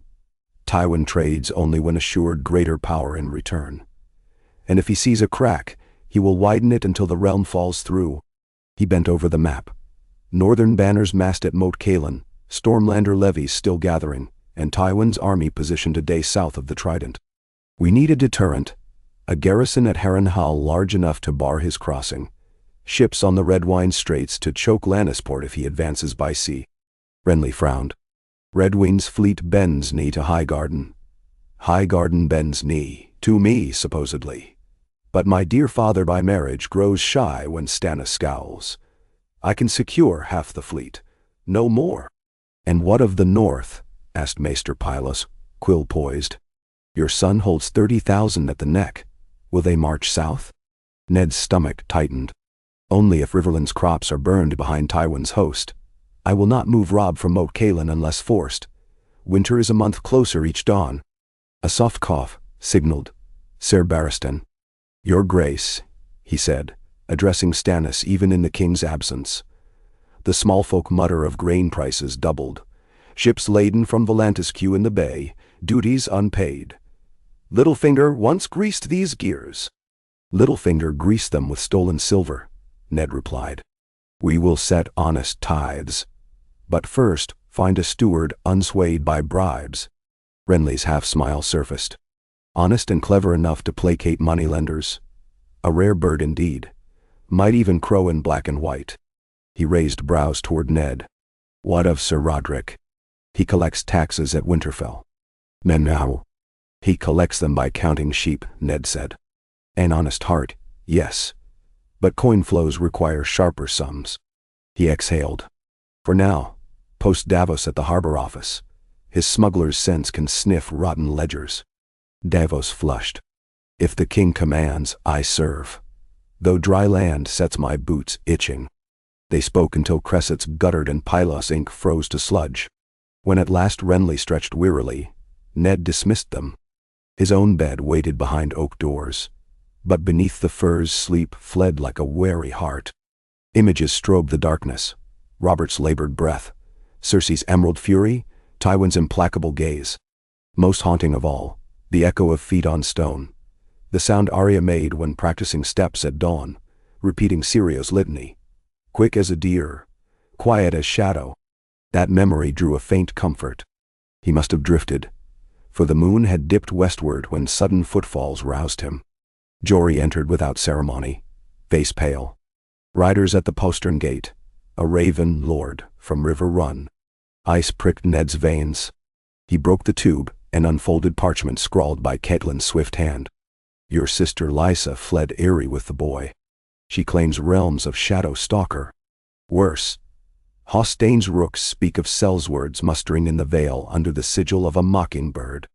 Baelish lives. Ink blurred where Catelyn's quill cut deeper. Lysa says the bird offers freedom from crowns and Starks alike. Ned closed his eyes. So the mockingbird had found roost after all, perched upon Lysa's terrors, coaxing them into flight. If the Vale seceded, the realm's fragile alliance would snap. At council dawn, Stannis attended, gaunt, eyes bruised with nights spent grieving Robert in his stoic way. Ned delivered the raven. Stannis' jaw flexed. We should have seized Baelish's head. Mercy blunts justice. Renly scoffed. Brother, your blade thirsts too quickly. The Vale's knights will not follow a sellsword if treated with due respect. Respect? Stannis snapped. They house a traitor. We summon Lord Grafton and Lady Arryn both. They bend knee or face siege. Ned envisioned snow-kissed peaks guarding the Eyrie. A siege starves children first. Jon Arryn would not stomach it, nor should we. He pointed to Storm's End on the chart. Send me. I fought beside Vale lords on the Trident.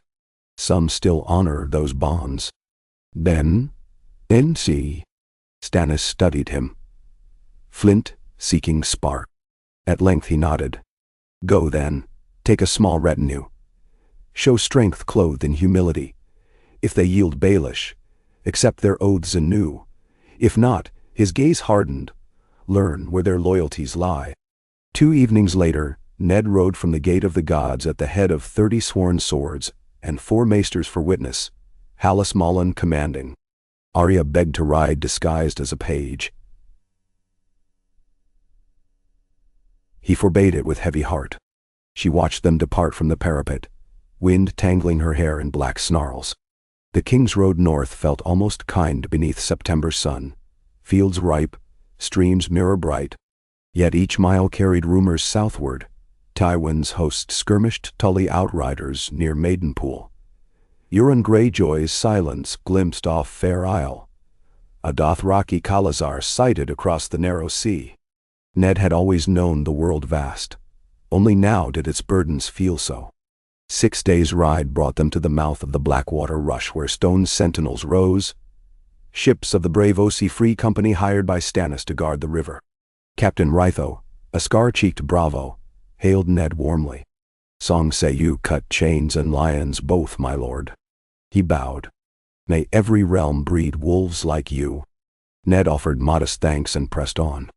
Past Duskendale the road climbed wooded hills. Autumn brushed the oaks burnished red, but dusk found the company at a wayside inn whose windows glowed amber. Inside, beneath beams charred from a long-ago dragonfire, they met Sir Lyn Corbray dining with a dozen knights.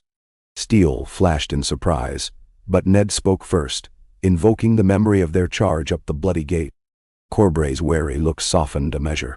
Over spiced venison Ned broached the subject of Lysa's flight and Baelish's whispers. Corbray's fingers drummed goblet rim. Lady Lysa claims King's Landing murdered her lord husband, and now King Stannis murders her sisters. He eyed Ned. Hard to gainsay when ravens speak of your chains. I bear no chains now, Ned said quietly. Only a charge to keep the peace Jon Arryn cherished. Corbray finished wine in a single tilt. Speak to Bronze Jan Royce. Many Vale lords heed him still. If Royce backs you, the Eyrie may rethink sheltering serpents. They parted at dawn with cautious bows. As hills steepened, Ned's wound throbbed, a ghost's reminder of Baelish's axe swing. He rode in silence, watching fog coil between pines like pale snakes. On the 20th day, they reached Ironawak's, seat of House Wainwood, and were greeted by Lady Anya herself, slender, streaks of winter in her braid, yet eyes keen. She hosted them in a hall hung with banners of silver limbs on green. Over cider she confided that Lysa's letter branded Stannis a usurper, guided by the treacherous wolf. She claims the boy king still lives, and that you hold him as hostage, Lady Anya said. Ned felt hot rue. Joffrey breathes safe, tended by his grandsire. Stannis seeks no child's blood. Truth seldom outruns fear. She replied. Still, she agreed to summon her banners to attend a moot at Gulltown should Bronze Jan call it. From Ironawak's valleys, narrowed to dagger-edged passes. Snow flecked the heights despite autumn. Ned pressed the company, but 8 days later, scouts rode hard from the east. Baelish's hirelings, some 200 Myrish crossbowmen, now garrisoned the bloody gate. Behind them, Lysa hoarded granaries, forbidding entry to any who wore stag or wolf. Hallis Mullen cursed. We cannot fight our way through such. His glance asked silent permission for grim alternatives. We will not shed foreign blood at the threshold, Ned said. Steel breeds steel. Perhaps Bronze Jan will open another door. They veered west, winding toward Runestone through brine-fogged Dodai. On a cliff road overlooking foam-crashed sea, they met Royce's columns. 2,000 bronze-gilded mail, moon and falcon shields flashing. Bronze Jan himself rode front, broad-shouldered, beard metal-bound. Stark, he hailed, voice like gravel. Word reaches me before your raven ever left Lady Wainwood's keep. His gaze held weight, yet lacked hostility. I seek peace for the Vale, free of gold-tongued serpents. Come, let us talk. That night they spoke by driftwood fire while spray hissed on rocks far below. Royce's manner plain as northern granite. I love John Arryn, he said. If he lies restless, the fault is here. He touched his chest. I failed to follow his honor when whisperers rose. If Baelish corrupts our young lord and steals Lady Lysa's wits, we must act. Act with measured hand, Ned urged. No blades on Arryn's doorstep. Convince the Lord's declarant. Petition the High Septon for safe assembly. The law must walk before the sword. Royce mulled. And if the snake flees? Ned recalled smoke over the storm dancer. A hunted snake sheds skin often. We seize the lair, not the creature. He offered parchment bearing King Stannis' seal promising the Vale right to empty its quarrels before royal judges, not red war. Royce read, then folded it into cloak. I will ride for the Erie's gates, he vowed. Let the falcon speak for heaven's honor. And if Lady Lysa bars me, his hand gripped axe shaft. Then her fear ends where bronze begins. At winter's first true breath, the maiden's fair moon drifting clear as polished ice, Nen stood in the high meadow beneath the bloody gate. Royce's banners fluttered behind, joined by Wainwood's limbs, Harding's sons, and scattered sigils of small knights, ready to test their courage. Across the narrow bridge Baelish's Myrish hirelings raised pavises painted with mockingbirds perched on veils of sky blue. Their foreign captain called parley, meeting Ned midway on the stone arch. His associate words carried knife-thin courtesy. Lord Baelish offers safe passage to the Hand of Wolves, provided you come alone and speak only with Lady Lysa. Ned had answered in common. Sure, the sellsword understood more than he pretended. I will come with Lord Royce and 3 maesters. Lady Lysa's sister is wed to me. We hold no secrets best spoken without witness. The captain returned to confer with unseen tongues. From behind the portcullis, Ned glimpsed Baelish himself, leaning on rail, cloak of vale green, eyes lit by a candle of delight. The sellsword came back. Smile brittle. My master regrets. Terms stand. Then we wait, Ned said, turning away. 3 days they waited. Royce's men fished the mountain river and sang rough dirges. Baelish's crossbowmen jeered from parapets, loosing shafts that fell short into foam. On the 4th dawn, steel rang inside the gate. Alien curses, shouts of alarm. Portcullis clanked upward. A single Myrish archer stumbled out, arrow through thigh, babbling. Wheels thundered.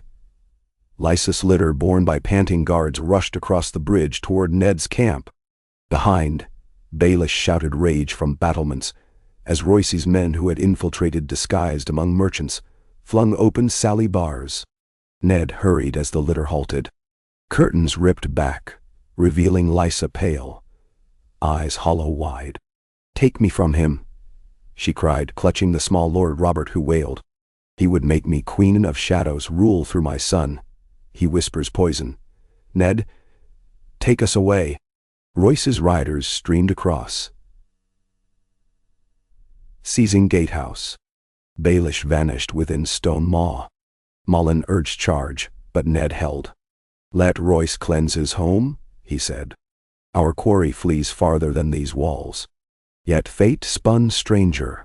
When Royce's men secured chambers, they found pettier Baelish in a narrow cell, wrists shackled, dagger driven through his own palm into the wood. Blood patterned the floor in mockingbird shapes, as though carved by some cruel mummer. His smile, still alive, met Ned when he entered. "You took my gate," Baelish murmured, voice thin yet amused. "But the eerie spires remain. A higher ladder still." "Your ladders crumble," Ned replied. Baelish's eyes glittered feverishly. "Ladders are illusion, stark. There is only fall, or flight." With sudden jerk he ripped free, flesh tearing. Guards sprang, yet he pressed hand to palm wound and laughed. "I always preferred wings." That night, under heavy guard, Baelish was bound in Royce's iron carriage, destined for King's Landing. Lysa agreed to accompaniment, but insisted her son ride beside. Ned acquiesced, seeing safer prospects under watchful bronze, then returning alone to paranoid Eyrie. Mid-journey across the high road, snow began to fall.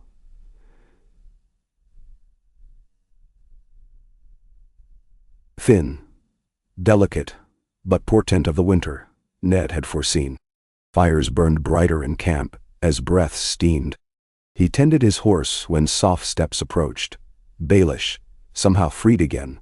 No chains, blood-stitched hand gloved.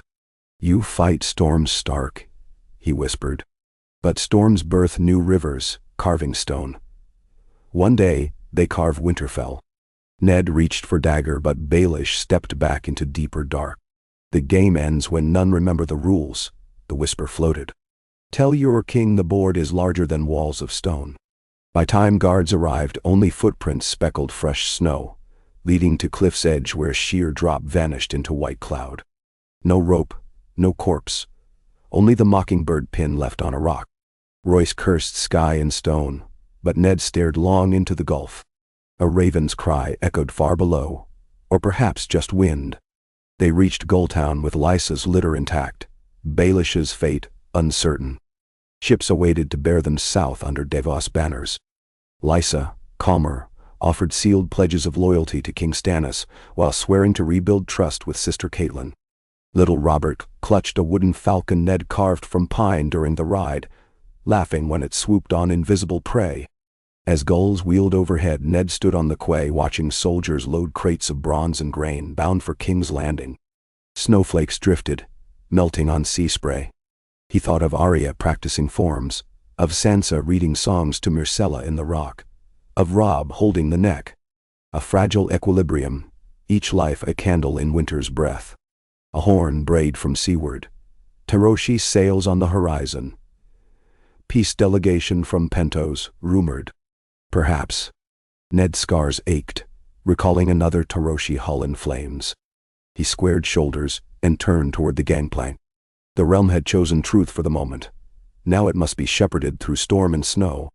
As he boarded, a gust knocked loose the feathers of his cloak. One floated skyward, white against brooding clouds. The mockingbird had escaped again, yet even a bird tires of flight. Let him race the storm.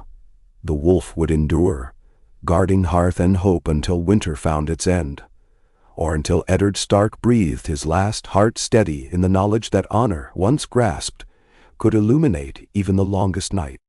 A-K-N-G. The sun set behind the ragged line of the Red Mountains as the last rope slapped against the Gulltown galleon's deck, and the cry to heave away echoed across blackening water. Ned Stark stood near the stern, one gloved hand on the rail, feeling the wood's living tremor take the first thrusts of salt-laden wind. The harbor lights winked out, gulls shrieked their final quarrels, and the vessel's bow cleaved the choppy mouth of the narrow sea, as though hunger drove it. All around him the night smelled of brine and pitch, and winter's pale breath, drifting east from the snow-capped fingers.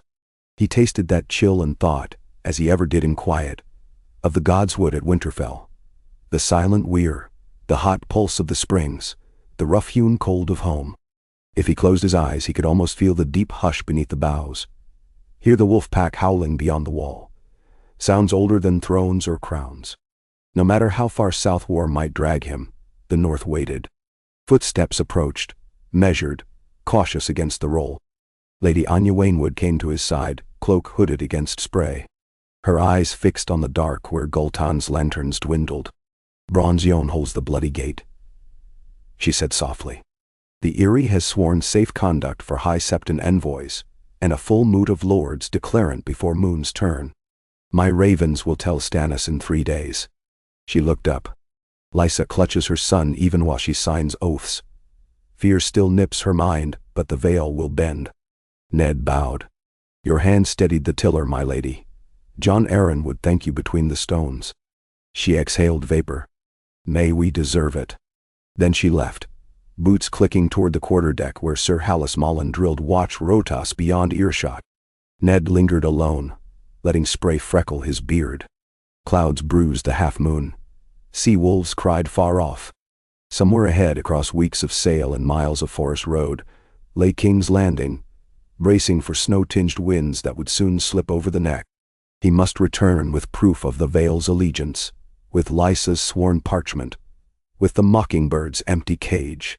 Only then could Stannis direct his full gaze westward to Tywin and whatever storms brewed in the islands. Below decks, Lysa Arryn slept fitfully in a curtained bunk.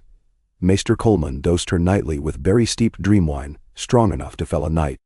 Little Robert snored curled against a carved falcon, safe for once from whispering nurses and Petter Baelish's silver tongue. Yet Ned suspected even sleep could not bar every shade.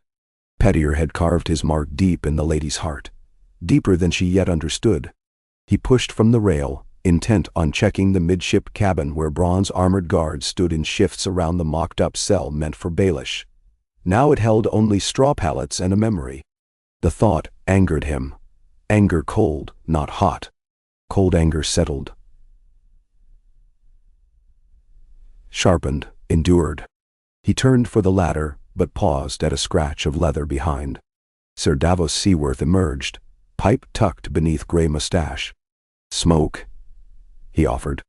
"I'll keep my head clear," Ned answered. Davos shrugged. Struck a spark, and sweet-leaf fragrance drifted. "The men whisper you let the mockingbird leap alive from a cliff," Davos said once the ember glowed. "They worry he'll hatch some darker mischief, while we watch gulls and tides." "He will," Ned said, no pretense otherwise. But he lost his talons in the Vale. Without Lysa's coffers, without Lord Grafton's harbor, he'll find purchase only among sell sails and broken lords. Dine. Davos blew a ring, watched it shred on wind. "Broken folk sometimes make stout bargains. My fingers can testify." Ned's eyes flicked to where 3 fingertips were gone from Davos' left hand. Justice Robert Baratheon, once laid down for smuggling. "Your bargain bought loyalty," he said. "Baelish sells only illusions, and illusions wear thin come winter." "Eh?" Davos murmured. Yet winter also dims light. Folk cling to any flicker, illusion, or none. He stamped his pipe out and tapped Ned's arm. When Lannister trumpets blare before the city, small folk will recall who fed them and who chained harbors. Best keep the grain ships flowing, or else illusions may swallow streets. He shuffled off, leaving Ned with new disquiet. Food. Grain. Dot. The ledger Pacell produced 2 dawns ago, rattled lists of warehouses half empty after Baelish's flight. Renly's promise to loose red wine casks still languished beneath Tyrell hesitance. The Reach was fertile, but careful. Shipmasters would balk if Tywin threatened Old Town. And talks with Pentoshi merchants were a gamble across seas rife with corsairs. Ned returned below, mind weighing tonnage against coin against time. In his cabin he unrolled parchment, scrawling orders to Sir Aladale Winch, the newly appointed harbor master. Direct purchase of Storm's End grain, barter for Myrish wine festivals, levy on gold cloaks fines to fund subsidies. Outside, ropes creaked, sailors cursed soft. Inside, Quill scratched a stern cadence. A knock. Roderick Castle ducked under the lintel, wind-ruddy cheeks bristling. Message bird from King's Landing, my lord. Arrived during first watch. He handed a black-sealed note. Ned broke wax. Thin lines in Renly's arching hand. Tywin marches again. Rivers churn. Sir Edmure harried but yields ground to intercept only if we hold Harrenhal. Scouts sight Lannister outriders at Selwys Horn. Stannis sends you haste. Return before the lions roar at the Blackwater. Ned crushed the page, wishing walls would still the restless sea. Tywin had waited only long enough to gauge Robert's death and the Vale's waver. Now he resumed his measured advance. Edmure's horse lances might sting, but Lannister infantry was a mailed tide. And Harrenhal, massive, half-ruined, yet the key to the river crossing, remained garrisoned by Harren's mute gargoyles and a few score of Father's men. If Tywin occupied those black towers, he could ride to the gates of King's Landing in 10 days. Ned straightened. Roderick, turn the ship toward Storm's End Inlet. Lighter hulls can cut the distance.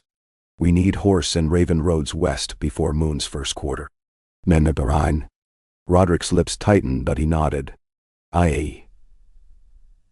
I'll tell the captain. Wind whined through the shutter as Ned extinguished lamp, letting darkness steep the cabin. Somewhere across pitch seas a crimson host trampled Wheatfield's gold. Stannis' crown glimmered fresh but brittle. One blow at the trident might shatter it. And if the crown broke, the north would stand alone.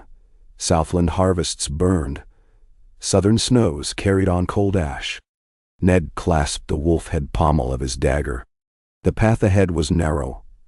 Hold Harrenhal until Stannis could unify banners, stall Tywin's fury, show smallfolk the throne still shielded them. And somewhere along that path, the mockingbird would flutter again. Feathers gray in twilight, whispers like silk threads binding unseen throats. He breathed in, out, counting the beats as Maester Luwin once taught Bran to soothe fear. In the silence a thought formed, dangerous, stark. Baelish's spies had nested deep in Taroshi fleets, Lyseni pleasure barges, even Braavosi counting houses. If Ned seized that web before the spider wove anew, he might turn whispers on the spider. But threads that caught the mockingbird could also snare wolves. Yet what choice? War's game left no pieces idle. By dawn's thin steel light, the galleon turned south-southwest, sails snapping full. Lysa remained unaware. Ned allowed her peace. But Maester Coleman was summoned to chart ravens for every major port. White Harbor, Maidenpool, Dragonstone. And each scroll carried the same ciphered request. Find the bird among the coin. If the letters reached honest eyes, perhaps the first feather of Baelish's cloak would be pinned. Wind drove them swift. On the 5th day, Storm's End's broken ring towers appeared jagged on horizon like frozen waves. Ned disembarked with only 4 men. Roderick, Hallis, Sir Lyn Corbray, and young Maester Pylos. To speed light across King's Road spurs. The main party escorted Lysa west along the coastal road, slower but safer behind Bronzion's column. Ned galloped inland among heath and bog, bypassing villages where watchers might guess his route. At night fires, Sir Lynn spoke seldom, his cold blue eyes reflecting sparks.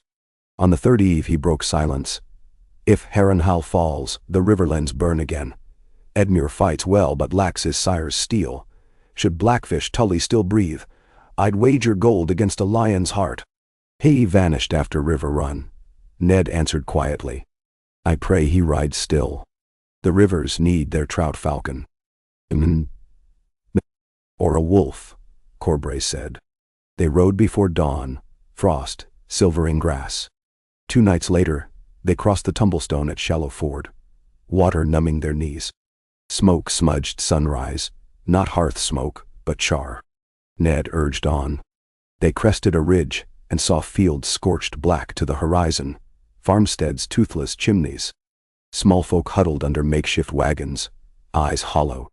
One woman staggered forward clutching a toddler swaddled in soot-gray rags. "Lions came," she said. "Took grain, burnt rest. Sir Edmure's riders tried, too few away. Then an hour." Ned dismounted, pressed his last silver stag into her palm. "Head east. Garrison wagons at Seaguard give bread." He caught Pilus' arm. "Record every raised farm. We will answer each." Past charred fields they found Edmure's camp in alder groves, wounded horses stamping, men wild-eyed. Sir Carol Vance greeted them, gaunt cheeks streaked with ash. "We slowed them at Acorn Ridge," he said, "but Tywin's columns split. Half march on Stone Hedge, half bend south for Harrenhal. Lord Edmure speaks of falling back behind the Red Fork, but I fear too late." Ned met Edmure near a creek bog, map spread across a drum. The young lord's armor dented, brow furrowed redder than his beard. "I'll not cede every acre of my father's land," he snapped. "Yet the men tire, arrow stocks dwindle. I need Harrenhal held, else my flanks laid bare." When Ned offered to ride ahead and assume command of the Blackkeep's walls, Edmure sagged relief. If any man can wring a stand from that cursed ruin, it's a Stark. They parted at dusk. Ned, Roderick, Hallis, and Corbray spurred south with 30 river scouts. Harrenhal loomed a day and a half later, its towers twisted shadows against roiling clouds, vast Bailey yawning like a grave for giants. Smoke curled from new forges. Lannister outriders already ringed the north road. Ned's band threaded willow dells, slipping beneath the lakeshore mists to the postern on the eastern side. The garrison of 36 house went men-at-arms opened gratefully, their young captain near tears. "Each week we send ravens begging, my lord," he said, "but only crows answer." Ned strode the yard. Cracked flagstones bore weeds. Kitchens cold, granaries nearly bare. Yet the outer wall, thick as 3 halls stacked, could defy rams for months if manned. He ordered stables cleaned, cisterns unshuttered, smiths set to forging arrowheads from rusted bars.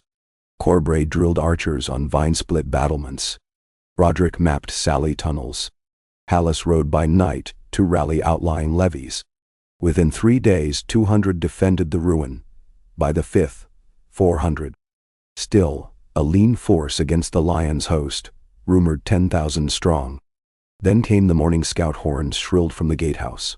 Lannister banners on the western ridge. Ned climbed King Harren's tower, its stones burnt smooth by dragonfire centuries past, and saw gold and crimson stirring among dust plumes. Knights wheeling, Siga wagons lumbering. He counted.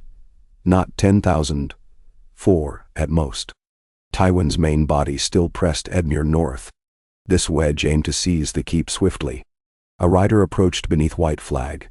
Sir Kevin Lannister, Tywin's brother, in war-hardened steel. Ned met him in the outer yard beneath broken gargoyle arch. "Lord Stark," Kevin hailed, voice stayed, gaze guarded. "I bear Lord Tywin's terms. Open gates. Yield hostages sufficient for good behavior. Ransoms set fair. The Riverlands spared further harrow." Ned rested gloved hand on Ice's pommel. Tell Lord Tywin that King Stannis rules these lands by right of Robert's blood. Tell him further that the river lords will not kneel to fire or gold. Harrenhal stands. Kevan's brow creased. A stubborn rampart for one ruin. Yet my brother honors courage. If you yield only the outer wall, you and your men may leave unarmed to join Edmure south of the Trident. Mentor beyond. Harrenhal yields no stone. Kevan sighed. Then we test it. He wheeled. As he rode off, his cloak snapped like a standard in gale. Under cloudy dusk Lannister engineers hauled trebuchets onto earthen berms. Rocks thudded against towers already warped, dislodging little. Dragon black stone laughed at stone. Ned stationed longbowmen in slit windows. Shafts whistled to stagger crews. Maples crackled green in siege fires. Smoke joined clouds. Night fell heavy. Ned walked the ramparts, trading words with sentries. Some asked if winter wolves truly walk shadows. He told them yes, and wore men's faces when honor called. Down in the Godswood Grove, now a tangle of thorn and nettle, he carved a small oath stick, set it upright in shattered earth, and whispered the old gods a bargain. Hold the walls, spare the innocent. Wind hissed through broken leaves. Answer unseen. Next dawn, siege ladders came. Lannister infantry surged, shields over heads. Tar pots shattered, black pitch flame crawling. Stones rained. Corbray's sword danced red. Roderick's axe felled 3 at breach where iron studs split. Ned stood on parapet, above gatehouse, spear in hand, driving back a standard-bearer. His wounded shoulder stabbed hot, but he pressed. For hours the lions tried, withdrew, tried again. Each time Harrenhal's vast courts swallowed them, labyrinth twisting momentum into confusion. By dusk 14, red cloaks dangled from rampart hooks as warning. Lannister horns called retreat. Harried cheers rippled the keep. That night, as healers bound a shredded calf on Ned's leg, a horn different sounded. One note, thrice, Edmure's relief. River banners flickered along Shore Road, torches in hundreds. Tywin's flanking force now risked encirclement between castle and trout lines. Kevan sent envoys seeking parley. Ned listened to the messenger's bruised plea, then ordered gate unbarred for talks at dawn. Under one sunrise, the two hosts faced across muddy field. Ned rode flanked by Edmure and Sir Brynden Tully. The Blackfish returned with Vance riders during the night, steel eyes bright with cunning. Opposite stood Sir Kevan, wary, while behind his red-gold ranks shifted restlessly. Negotiation lasted hours of brittle politeness until banners flapped sudden alarm. Smoke from the north. Horizon shimmered with more red, but now lions fled before a surge of green and gold. The Tyrell vanguard at last choosing the king they once titled usurper. Renly had leveraged father by marriage, dispatching Lord Randall Tarley north with 5,000 heavy spears. Tywin's outpost now trapped between hammer and anvil. Kevan bowed brief. We withdraw, he said. Harrenhal is yours, lord. Ned inclined head. No boast. Treat your wounded at dip of the causeway, then pass. Any who plague small folk after this dawn will hang at dusk. So Harrenhal endured. And as Tyrell and Tully shared ale in the wide dreary hall, Ned slipped away to battlements where night's first chill arrived. Thoughts churned. Tywin stung but unbroken. Vale secure but scarred. Baelish vanished. Grain still scarce. Yet alliances shifted like thaw ice flowing into new shapes.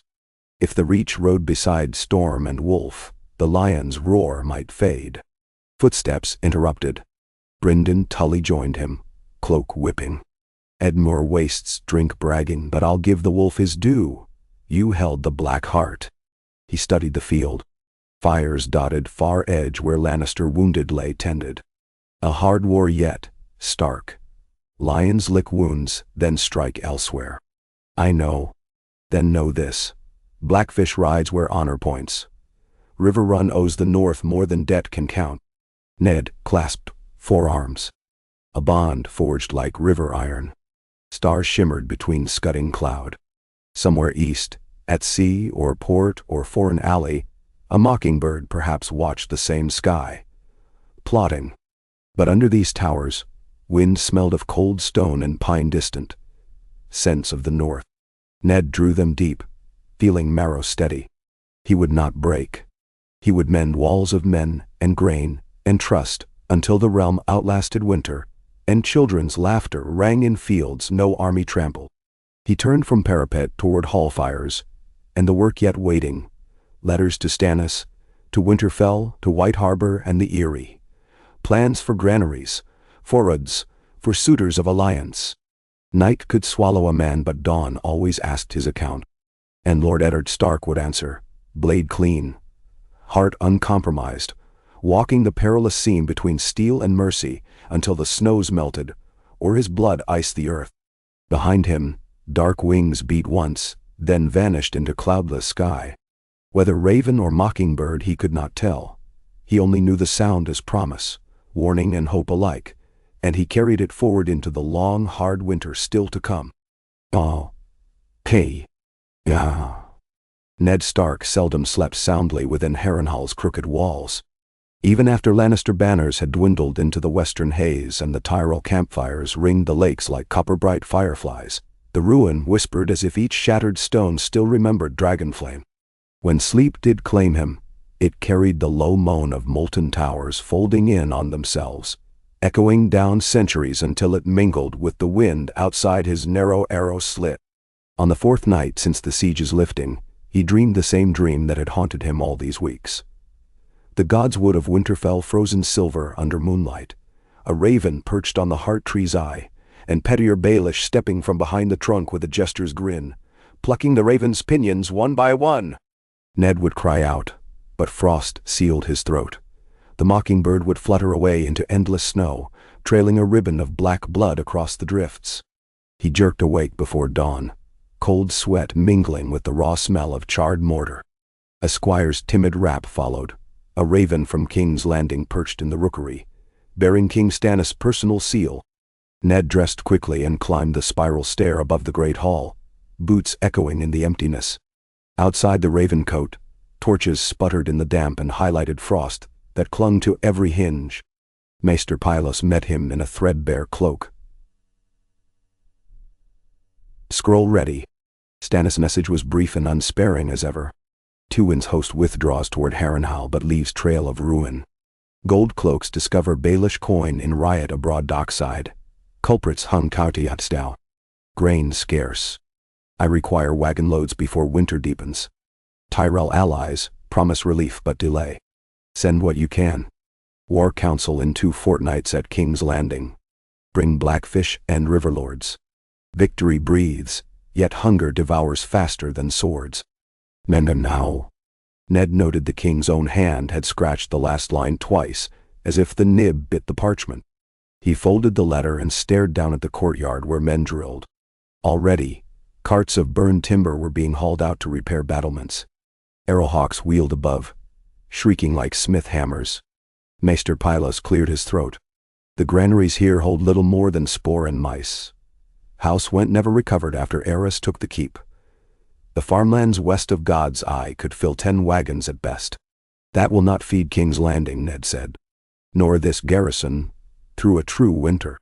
Ned leaned against a window embrasure. Sir Roderick rides the Duskendale Road. Bronze Yon marches south with Vale stores. Lord Tyrell claims he will loose the red wine fleet any day. He exhaled. We still need more. Pylos' gaze slipped to the ruined towers. My lord, there is one larder none dare speak of, though the rumors linger. He hesitated. The Lord of the Crossing is said to stockpile grain in towers that go untouched while his peasants starve. Walder Frey. Ned grimaced. The crossing sat east of River Run like a spider in its web, tolling every traveler on his twin towers. Walder had kept silent during the siege, offering neither sword nor sack of oats. Frey's larder belongs first to the Riverland smallfolk, Ned said. And yet, Pylos murmured, the smallfolk cannot eat what Walder refuses to release. Ned mulled that bitter truth. He would rather face Tywin's spears again than treat with Lord Walder. Still, Stannis would stand before the city's gates with no bread to still riot, and then all they bled for would unravel. Send ravens, he decided. Request parley with the twins 3 days hence. If the old trout snarls, we will net him with courtesy until he yields. Bronze Jan Royce arrived that afternoon with 2,000 veil spears, lysis parchment, and a silent entourage of airy officials sworn to verify legitimacy. His bronze-banded helm glinted like dawn when he removed it, revealing a grim smile. "Twice a ruin, this castle," he said, gazing up at melted towers. "Yet it stands for our host. The old gods guard, stubborn stone." Ned clasped forearms. "Your flight down the high road was quicker than Lannister wheels." Royce's smile thinned. "Fear sharpens heels." Once Lady Lysa learned the Myrish company was disarmed and Petyr Baelish fled, she signed the king's oath with quill enough to split. The Vale ships ride south with grain, and with Catelyn in their comfort. Lady Stark travels aboard Gulltail under my escort. Joy surged in Ned's chest so swift he nearly staggered. "Catelyn sails 3 days behind me. River winds willing, she'll dock at Maidenpool, then ride." Royce met his gaze. "I'll not leave Harrenhal until you can unsheathe your sword without it shaking. Peace rests on few shoulders, Stark. Take care yours stay steady." Ned allowed himself one moment's selfish hope. To see Cat step across the ash-strewn yard, to share breath under alien boughs. Then he folded the want away. Work remained. They spent the next morning in council with Edmure Tully, Blackfish, and Lord Randall Tarley, who commanded the Tyrell Van Don. Hallis Mullen dotted maps with fresh intel. Tywin regrouped at the Green Apple Yard, amassing siege equipment but refusing pitched battle. Instead, outriders torched farms, broke dikes, and poisoned rivers with burnt oats. Classic attrition. Tarley wanted to strike immediately with the flower of the Reach cavalry, but Ned cautioned that the lions chose their field. They must shield harvest while strangling supply. Blackfish proposed a daring move.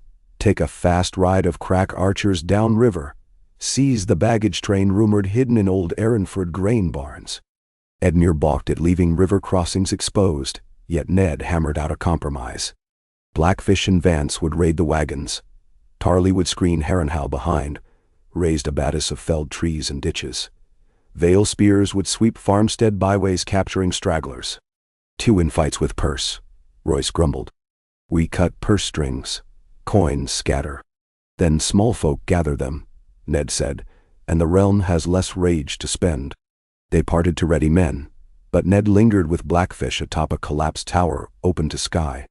"Your nephew fights bravely," Ned said. "Yet I see strain in his eyes. He fears losing ground walked by his father." Brynden wiped sweat from brow. "But he learns. Our Edmure was born headstrong. War carves new faces." Ned studied distant smoke where Tywin's cookfires dotted hills like cruel fireflies. He thought of Robb at Moat Cailin, holding short swords twice each day because their maestro insisted. War carved faces indeed. Carry caution. Brynden's bark of laughter cut the wind. "Caution is for men who plan to die in beds. You guard the castle, Lord Stark. I'll pluck a lion's tail." "Men now sal." He left by the wall stair, cloak snapping. At dusk ravens winged into the rookery from an unexpected quarter. Dragonstone ... Stannis' seal again, more scrawled than before. Fleet at Driftmark crippled by sudden storm. Redwine ships delayed repairs. Dorne offers grain by sandship, but demands blood price for Oberyn's insult at council. I ride for Storm's end to muster more. Summit delayed 7 days. Old Harrenhal. Nendamhawal. Ned read it thrice, each time slower. A storm had struck the narrow sea. No word traveled of such a gale along his path. Yet statements carried Stannis' unimpeachable certainty. He frowned, remembering Baelish's old talent for disguised ravens. But the sigil, the phrasing, both rang as Stannis. Still, the timing benefited Tywin. The king's forces split, delaying the war council, stretching the riverlands thin. Roderick noted as much by firelight. A coincidence cut too neat. Or a plot born of wind, Ned replied uneasy. Yet, they were beyond proof. King's orders must be obeyed. He retired late, Quill drafting terms for Frey Parley. A bridge toll reduction for grain, safe conduct for Walder's fourth son to squire at Winterfell, a river patrol to guard ferry rights. He sealed scrolls under direwolf wax, Tourney. As he doused candle, distant hooves thundered across the old courtyard. His heart clenched. Catelyn? But voices rose in argument, harsh, not joyful.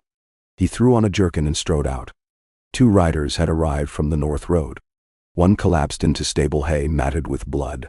The other, Maester Franken of Torrhen Square, clutched a leather satchel and shook like winter aspens. "My lord," he gasped when Ned reached him. "Robb Stark marches south. Karstark, Glover, Mormont, 18,000 strong.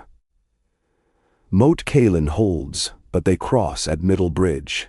A raven from White Harbor claims ironborn longships raid the stony shore. Robb rides to stop them before they cut supply." Ned felt the night whirl. Why ride south if ironborn strike in his rear? Franken opened the satchel. Inside lay a sealed parchment, bearing a wax mockingbird. Ned's blood chilled. "This reached Lady Donella a fortnight past," Franken said. "It warns that Tywin intends a swing through the neck to seize your wife traveling home. Lord Robb believes he must secure her path." Ned snapped the seal. Baelish's flowing hand spilled across the page, hinting of Lannister ambush near Maidenpool, of Catelyn traveling unguarded save Bronze Yawn, urging the young wolf to heroics. A masterpiece of brittle truths and lies. "Robb misreads Tywin," Ned whispered. "But Baelish reads Robb." Franken swallowed. The boy would not halt. He said only, "I will not lose another family member crossing these rivers." Ned's eyes closed. Robb south meant the neck left to Old Walton at the causeway, Moat Cailin undermanned, the north exposed to ironborn raids. All Baelish's design likely. The mockingbird had not fled. It had circled to the one place Ned guarded least, his son's heart. Roderick arrived breathless. "What word?" Ned handed him the letter. Roderick read, jaw tightening until knuckles whitened on the parchment. "We ride north tonight. The castle cannot stand without a leader," Ned said. "Leave me," Royce offered from shadows. He had followed unseen. "I command while you fetch the boy back." Ned looked between them. Duty tugged in opposite directions. Harrenhal was linchpin, but Robb's move might snap it. He glimpsed the same dilemma Robert had faced chasing Rhaegar. Stay or save? And Robert had left the realm in shambles. The decision cut clean. "Roderick, you ride with Franken to warn Robb that the Lannisters remain west of God's Eye. Persuade him south no farther than the twisting ways. Take Corbray and half the Vale Outriders. They know roads. Bring Cat safe. Leave Edmure adequate guard until my return." "Ma'am?" "Eddie." Roderick bowed, relief flickering. "We depart before moonset." Royce stepped closer. "I swear Harrenhal on my bronze. Tywin will not breach while breath fills my lungs. I trust that." Ned gripped his arm. "But watch Tarly. His pride pricks like spear. Keep him pointed west." Royce's grin glinted. "Valeman, chain lions. Flowers can bend."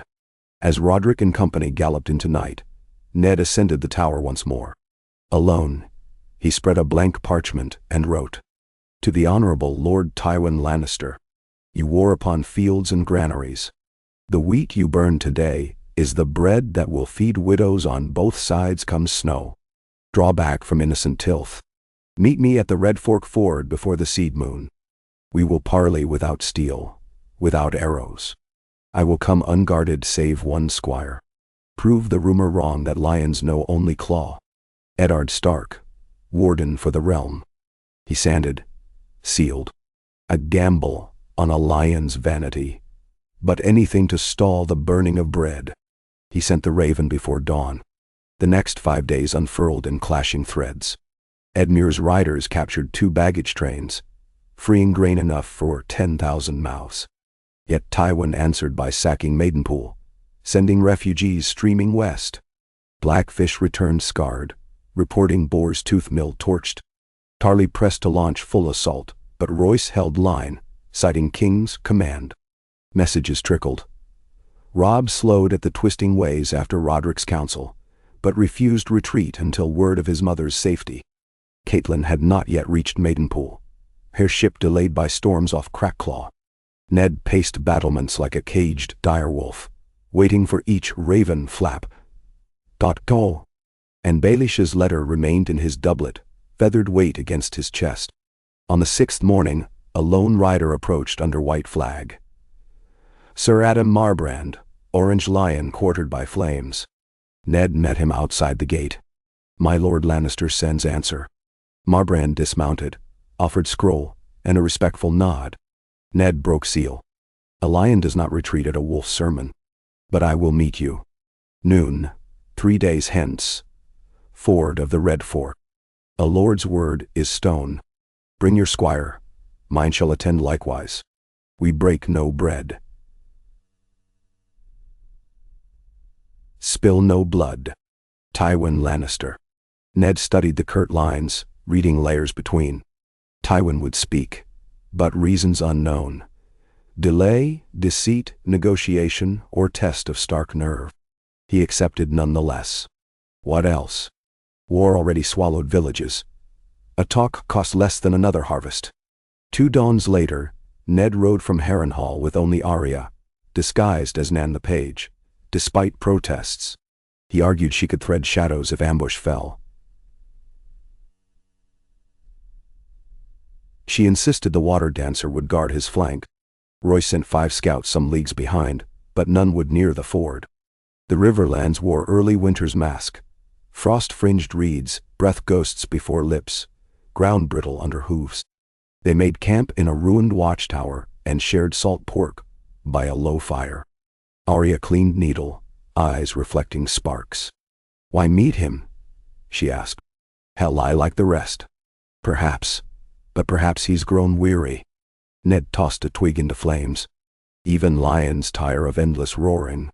If he roars one lie, we ride. We listen first. He ruffled her hair. She scowled, but didn't pull away. Remember, careful ears learn truth behind words. At noon of the appointed day they arrived at Red Fork Ford. Winter sun burned weak through gauze clouds. The river ran shallow, stones slick with thin ice. Tywin waited already, armored in fluted crimson steel. No helm, a single squire, young Martin Lannister. 2 guard horses grazed a distance. Tywin's pale eyes assessed Ned with predator calm. The lords inclined heads. Arya and Martin retreated a respectful 10 paces. Tywin opened without preamble. War costs coin, Lord Stark. Grain is coin. I burn fields so your wheat never sustains banners against me. You burn people's hope? Ned replied. Baratheon sits the throne by right. The North, the Vale, the Reach. Most river lords have sworn. Your campaign seeds only ashes. Bendawande. Tywin's gaze flicked to the river. Banners fling to whichever mast promises survival. Yours promises scarcity. He reached into saddlebag, produced parchment. 5 harvest keeps near River Run still hold stores untouched. Yield them to my quartermasters, I halt burnings. And feed the very army raising villages. I feed victory. He offered parchment. You cannot hold Harrenhal and the north, and the capital. Choose. Ned did not take it. I will not bargain bread for blades. Tywin's lip curled. Then watch small folk devour their own dead by spring. Silence stretched. River gurgled around boots. Arya's eyes burned on Tywin's gauntlet. Martin shifted uneasy. Ned inhaled cold air.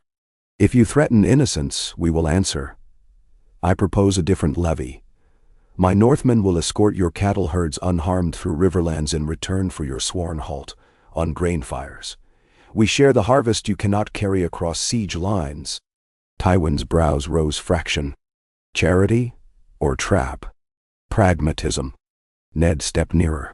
The king builds roads after the war. Trade will flourish. You need river grains to fatten Westland miners.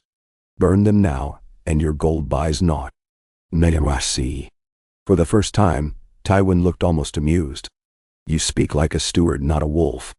I speak like a man who has seen too many graves dug for pride. Ned extended hand. Agree, and I send word to every holdfast. Your men may herd cattle. Ours will ride escort. No torch near grain. Tywin's gaze lingered on his hand, perhaps seeing another time, when he had taken Aerys's counsel or spurned Robert's plea. Finally, he clasped forearm. The handshake was brief, firm. 2 months. At first Frost's crest we reevaluate. 2 months, Ned affirmed. They remounted, neither bowing.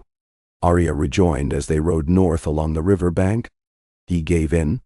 Partly, Ned said. The game continues. But a good move. Perhaps.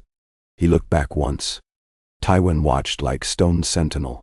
The next weeks blurred, carts rolling grain toward King's Landing, escorted by mixed colors of lion and wolf. Vale wagons arriving with barley, Dornish sandships docking at stepstones, with dates and citrus after Tarly appeased Oberyn by pardoning a border skirmish. Edmure rebuilt levies. Tarly drilled joint companies. Royce patrolled roads. The realm, wounded, breathed slow yet steady. Then one crisp sunrise Catelyn Stark rode through Harrenhal's eastern postern, cloak of gray trimmed white. Ned descended stone steps 2 at a time, scar tugging but heart sprinting. They met in the yard beneath a broken gargoyle, arms around each other as if time itself might steal more days. She smelled of sea salt and pine resin. Tears stung but did not fall. There was only the hush of 2 souls stitched back into single cloth. Arya burst from door shouting, "Mother!" and clattered down the stair. Cat knelt to sweep her into embrace. Laughter bubbled for the first time since Bran's fall. Roderick and Robb arrived 2 days later with a lean host, ironborn reaved but repelled. Robb's eyes carried lines of fresh responsibility, yet they lit on his parents and sister with boyhood's softness. Winter gathered nonetheless. Rimed grass crackled each dawn. Scouts spoke of others haunting far north again, tales carried by wildling refugees. Letters from Castle Black begged for more men. Ned longed to ride, yet the south still needed mending. Weeks folded into month. In mid-snowfall, King Stannis at last entered Harrenhal, battered but unbowed, wearing a great cloak of black fox. He surveyed repaired walls, the mingled camps, the shared grain stores, and for the first time Ned saw a glimmer of satisfaction kindle in those stern blue eyes. "You kept faith," Stannis said, though storms sought to sunder. "With help," Ned answered.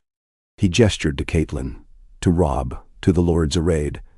Tarly, Royce, Tully, even a wary Grafton, and 2 Frey sons hostage but content. "And now we must keep it through winter." Stannis nodded. "The realm stands on edge of blade, yet edge cuts both ways." He raised voice.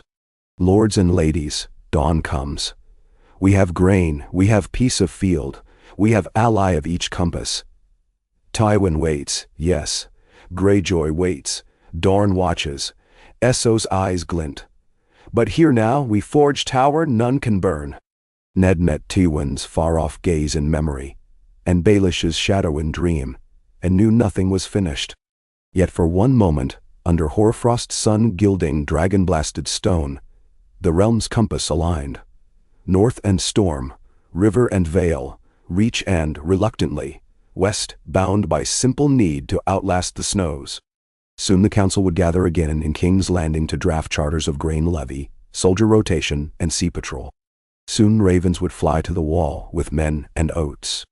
Soon the mockingbird would, no doubt, flutter anew. But not this dawn.